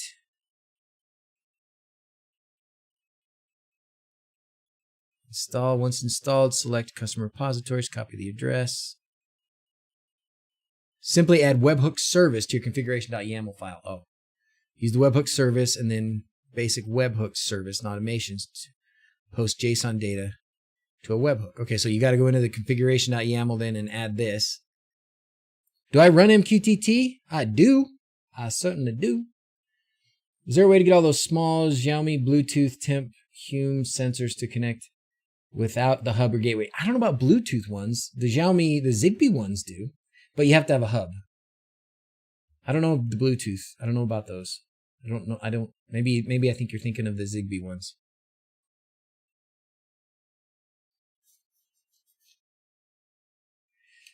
Okay. So now I got to go to my configuration, which I don't usually have to do very much. Let's just check and see if it didn't put it into the service calls. Yeah, it didn't. Okay. So there will be a webhook server. So we just have to put that in. ESP Home and ESP32 to talk to them. Oh, you mean the Bluetooth things? All right, let's go over here. We're going to go to the configuration. I really thought that there was a way to call webhooks. You need a video about it? I've just gotten into it. Your videos seem to break it down better than most channels. Thanks. MQTT was hard to understand for me for a while. You accidentally bought 2 of them? Oh, man. Victor, how's it going? Hey, Victor, you know, how's hair guy Bruno doing?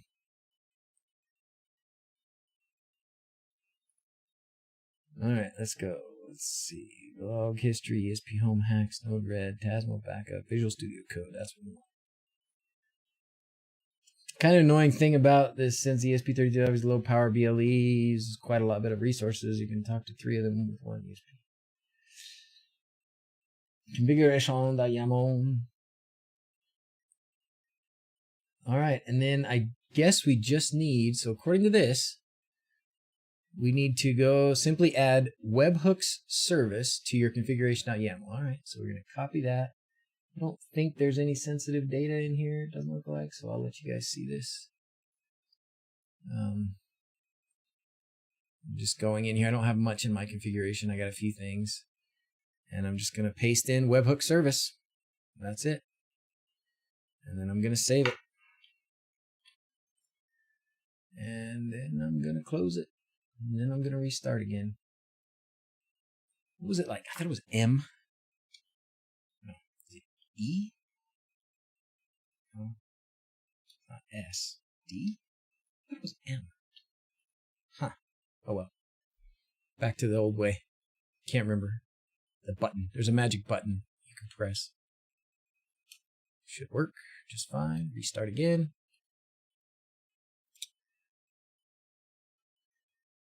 He's working hardly on this job. He's not doing too much with the, what was he making I liked those devices for a while. Can a Sonoff relay receive an input? Yes, I assume, but how much voltage can it handle? It depends. Most of the time their relays are rated for like 250 or something. Oh, BH Onofre is on standby. Oh, okay. So he's not been making. Gotcha.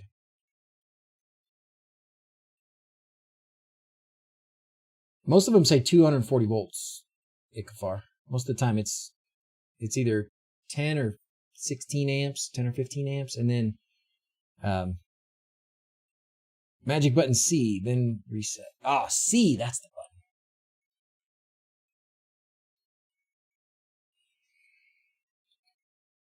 Okay, there's my webhook. Service provider to use webhooks. Oh no, that page does not exist. Webhook URL. So now we can put my webhook URL in there. Well, what good is that going to do? You need a button, right? Something else is flustered up. Won't call, path or something. Let's try webhook URL now. I don't remember what it was. And I'm sure I've copied and pasted other things since then. So I got to go back to it. We're going to go to configuration, home assistant cloud. Oh, is it going to give me it? Oh yeah, I can go to manage. And then I can copy it. Okay. And then I can paste it. JSON data to send. Oh, it worked. Did you do it? What did you do? You must have done it. Because it's on.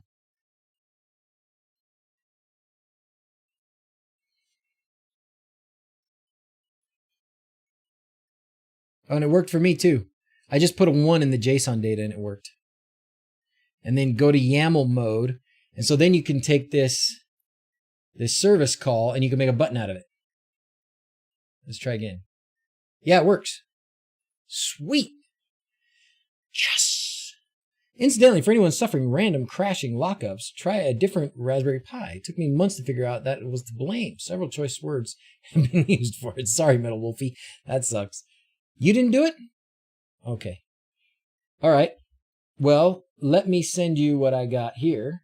We can go back to direct messaging, and I will post you the YAML that it spit out for me. Oh, no, that's not it. Shoot. I didn't copy it all. That's just that URL again. You got the webhook service, basic webhook, though, right? That came up for you? Okay. So when I just sent you that YAML, when I hit call service, it works.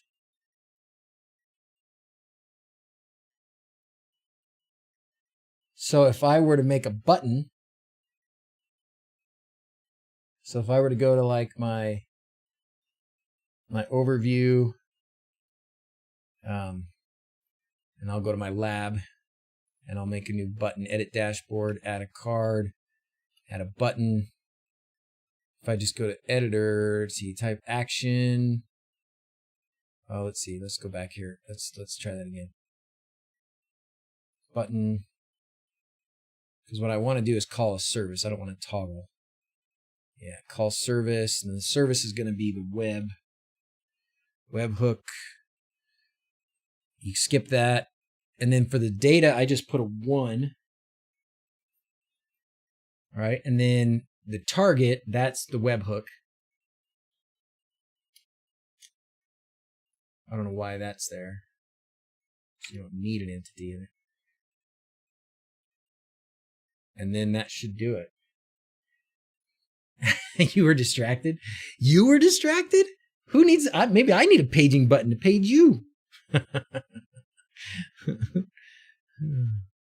Okay, let's grab this. Copy that. Put that in the target. Oh, bango.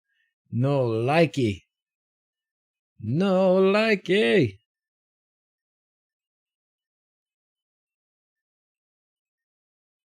Wow, it did not like that. Okay, let's try again.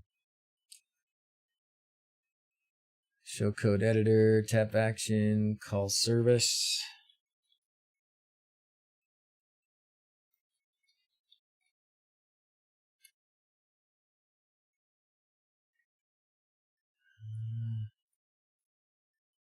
Oh, there it is. Freaking gee whiz. Well, good thing that you only can see most of the webhook. Yeah, there's like 3 more screens of it. You could all try and guess the rest of it. I like this MQTT program. You're welcome, Rodney. It's very useful. Now show the rest of it, Panda Boy. Nope. Nope, nope, nope, nope, nope.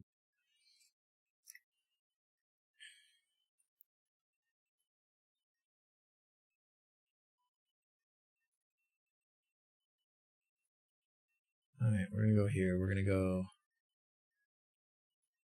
edit, add a, man, I want to just add a button. I'm going to add a button.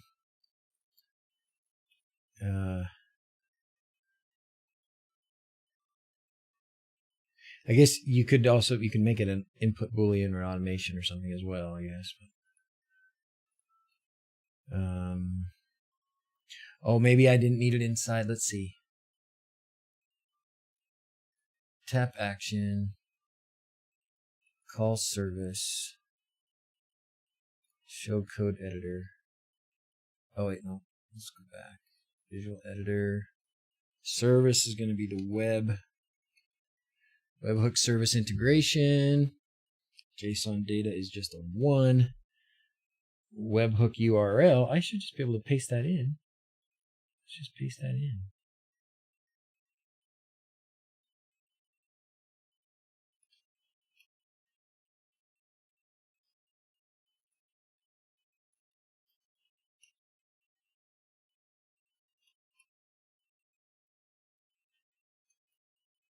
That seems to have worked.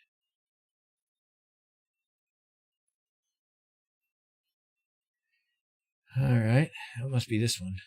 Oh, yep, that did it. Hey, Rob, how's it going? We're making a paging button for Sir Goodenough so he can let me know how it's going. Hey, how did your thing go with Linus? I didn't get to watch it. Did you actually get Linus? Did you actually like? Oh no, it's not the target. Oh, okay, sorry. All right, Sir Goodenough, here you go again.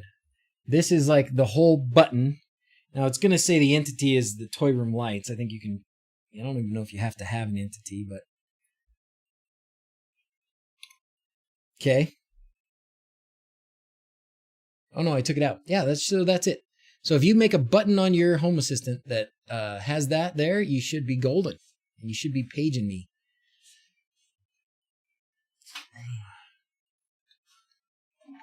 Yes, no, Linus Tech Tips. It went well. Less people watched because it was Facebook only, but it was an interesting experience. Yeah. How was he with you? Because I remember watching him with the... I remember when he went to China to build a computer with that guy who built the guy who built an iPhone by buying all the parts and put them together, and that's kind of how he got sort of YouTube famous. I can't remember his name. He's a good guy. He does live streams on Twitch like this. And Linus went down there and met with him, and they went to the market and put together a computer. Linus wasn't happy. He did not seem happy. He seemed kind of grumpy. Anyways, watch the stream back and figure it out. Okay, we'll figure it out. It's working, so that's the good thing. Super nice. I liked him a lot. Well, that's good. He seems like a good dude. He seems super smart and super fun. He reminds me of Pee Wee Herman a lot. Reminds me of Pee Wee Herman quite a bit. Okay. Well, let's see. Anybody got any random questions? What else is going on, Rob? How's other things? I haven't talked to you in a bit. Things are going well? What do you got in the works?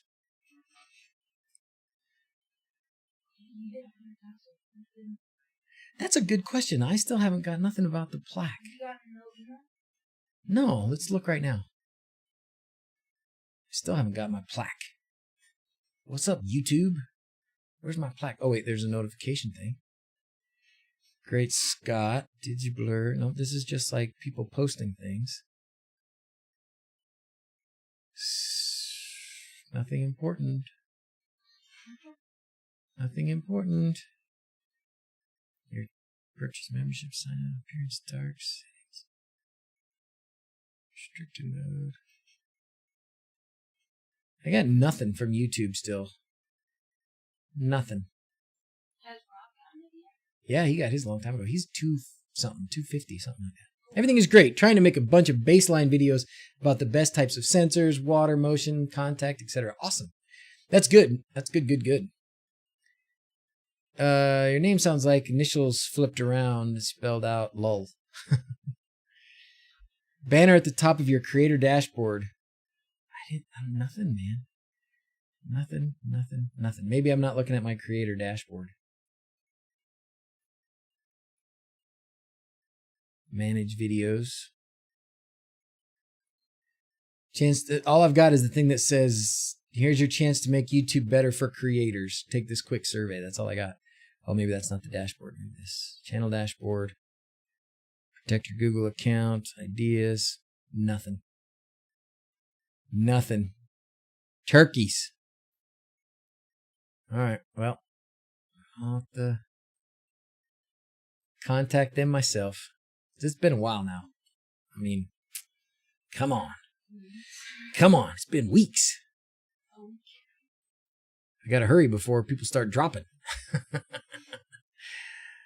Man, automate my elevator. Almost any receiver can be connected as long as it accepts 24-volt DC signal. Yeah. You can put it through a Sonoff SV. Okay, questions? Anybody got any crazy questions? I have had a few WLED problems. I think you can use an SV. An SV will go to 24 volts. Ah, thanks, Rob. Let's look at that. Oh, wait, when I do that, copy the link address. Gotta run.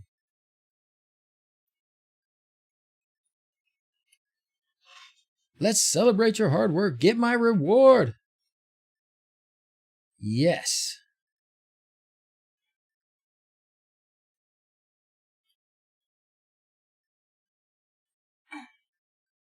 Redemption.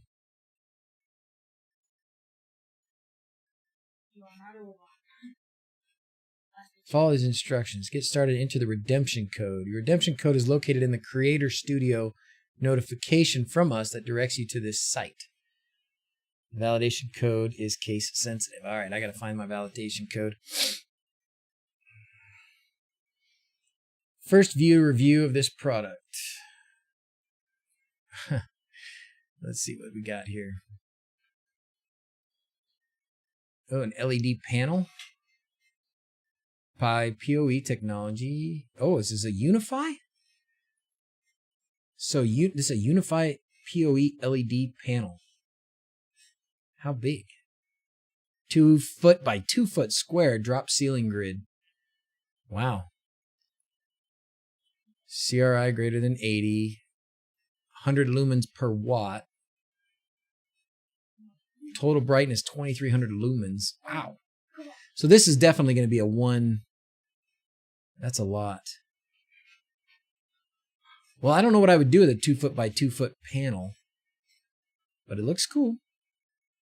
I think it's smart. I could totally see why they would do this. I'm not going to buy one. So maybe they emailed it and I never got it. You know, looking at the Creator Studio notifications. Creator Studio notifications. All right. Creator Studio notifications.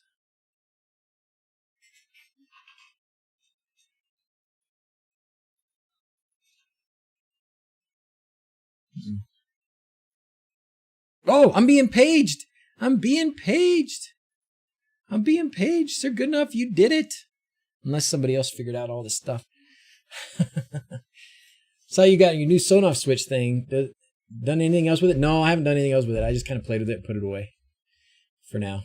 I'm actually I think I'm doing good at simplifying my life. That's my goal right now, is to simplify things. I don't like running 100 miles an hour in 10 different directions. I've been doing it for a long time. And I think the next trend in modern civilization is going to be to cut back. Stop all this nonsense. You know, I think everybody is we're doing too much. And we're trying to do too much.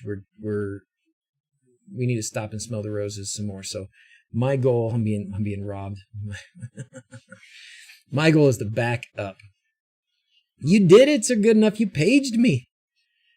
How can I help you, sir?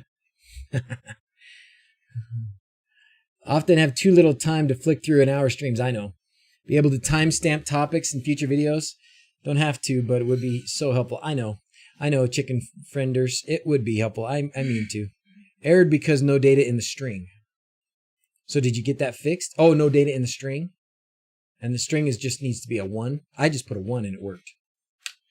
Does anyone know about the Broadlink TC3 light switch being integrated into Home Assistant? I don't. Anybody else? Critical hit. Bang. Good job. Good job. Good job. I really want my dang... Oh, the Dash X. Oh, I see. I really want my dang... I want my dang thing. I want my dang plaque. Nope, not the plaque that you have on your teeth. Not plaque for your teeth, right? I thought that was happening before. What was happening before?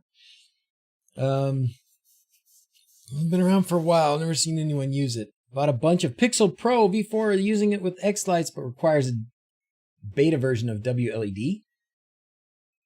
Any other software I can use to coordinate lighting? Just getting started.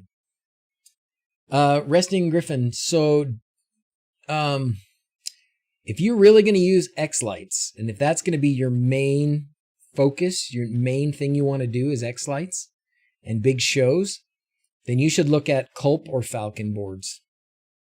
And as much as I appreciate that you bought Pixel Pros, and they will work, but you might just use them for a few different props.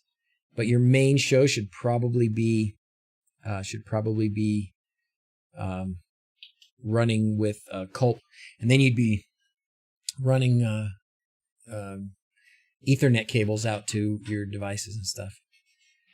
I was time stamping things for a while. I have been. If someone can keep time codes as we go, send them to Doc or me and we will fix the YouTube. Yeah. I wish. I'm running my show on DigQuads this year for fun, even though I have traditional controllers. Oh, cool. Well, let us know how it goes, Rob, because we think it'll work. Pixel Pros are for one-off props for Halloween. Okay, good. Good. I'm surprised you have to use a beta version of WLED so between X lights and WLED, there's some new communication that is easier or better and is only in the beta version of WLED. Is that what you're saying? Doc can't while going along. One of us has to, yeah. Plus, I change so fast. I go.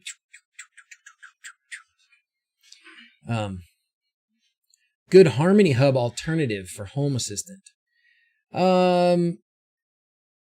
So Bay, you're looking for like an RF and IR receiver blaster. You know what? These ones are pretty good. The Broadlink. Broadlink RM devices are pretty good. If you need IR and RF, then this one works pretty good. If you just need RF, then they have the mini. Or I'm sorry, if you just need IR, then you have the mini. And then if you need RF, Sonoff has their RF, but they don't have an IR. But one of these, the Broadlink RM devices work pretty good, and the integration for Home Assistant has gotten tons better, much better. If we have time codes, that's what the time code. It will just need to be added to the YouTube description. Yeah. I like going back and watching them when I think there's something good. And the last video that I put out was about WLED, and it was a live stream that I chopped up and I sped it up. Not only did I chop it up, but I chopped it up and then I sped it up on purpose when I posted it so people didn't have to speed it up. It was already at like 1.5 times speed. Anyways. All right. I better get going. I'm being paged. Being paged. Hi. Hi. What's up? How are you? Good. Are you on? Yes. Hello, everyone. Mrs. Z says hi. All right. No, they can't. Okay. Oh, the sign off button works. Sign off button has been working. So we'll click it.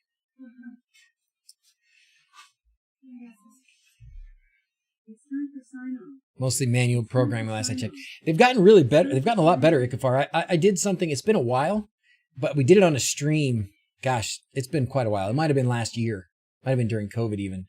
But I did a stream, and there is a really good integration for these now in Home Assistant, and it worked really well, and it was pretty easy. It was in a stream from a while back.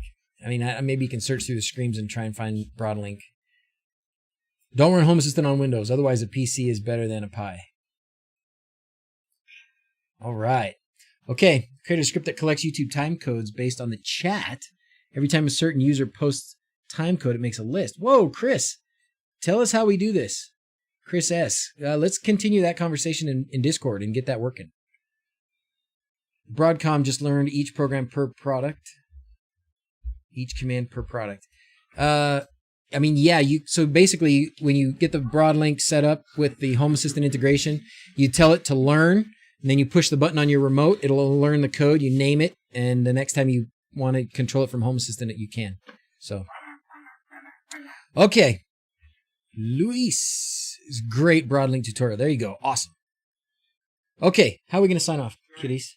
Like, we want Should our we just sign plaque. up normal? Like, we want our plaque. You can see if I'm in it. I can't either. Oh, it's over here. It's hiding. Sorry. There you go. Hiding. Oh. Oh, nobody's in. And I look like I have a dog shirt. Where's Gracie? Gracie's in Come here. Gracie. Get in there. Right here. Gracie's right here. Oh, okay. We're missing Holly, though. Well, Okay, he's we're in the going to sign shower. off normal. Ready? You're not in. Dawson's got his smoking jacket on. He's got a blanket wrapped up around his bare-chestedness. Okay, here we go. Ready? As always, thanks for watching. Until next time, adios. Bye, everybody. That was fun. Bye. Bye. Is anybody here an engineer? Probably. You like the low health button? Yes. Thank you, Sir Goodenough. And you know what? It'll work anytime. It's not set for just when I'm home. So if you just want my attention, you can page me. All right. Thanks for all your help. See you.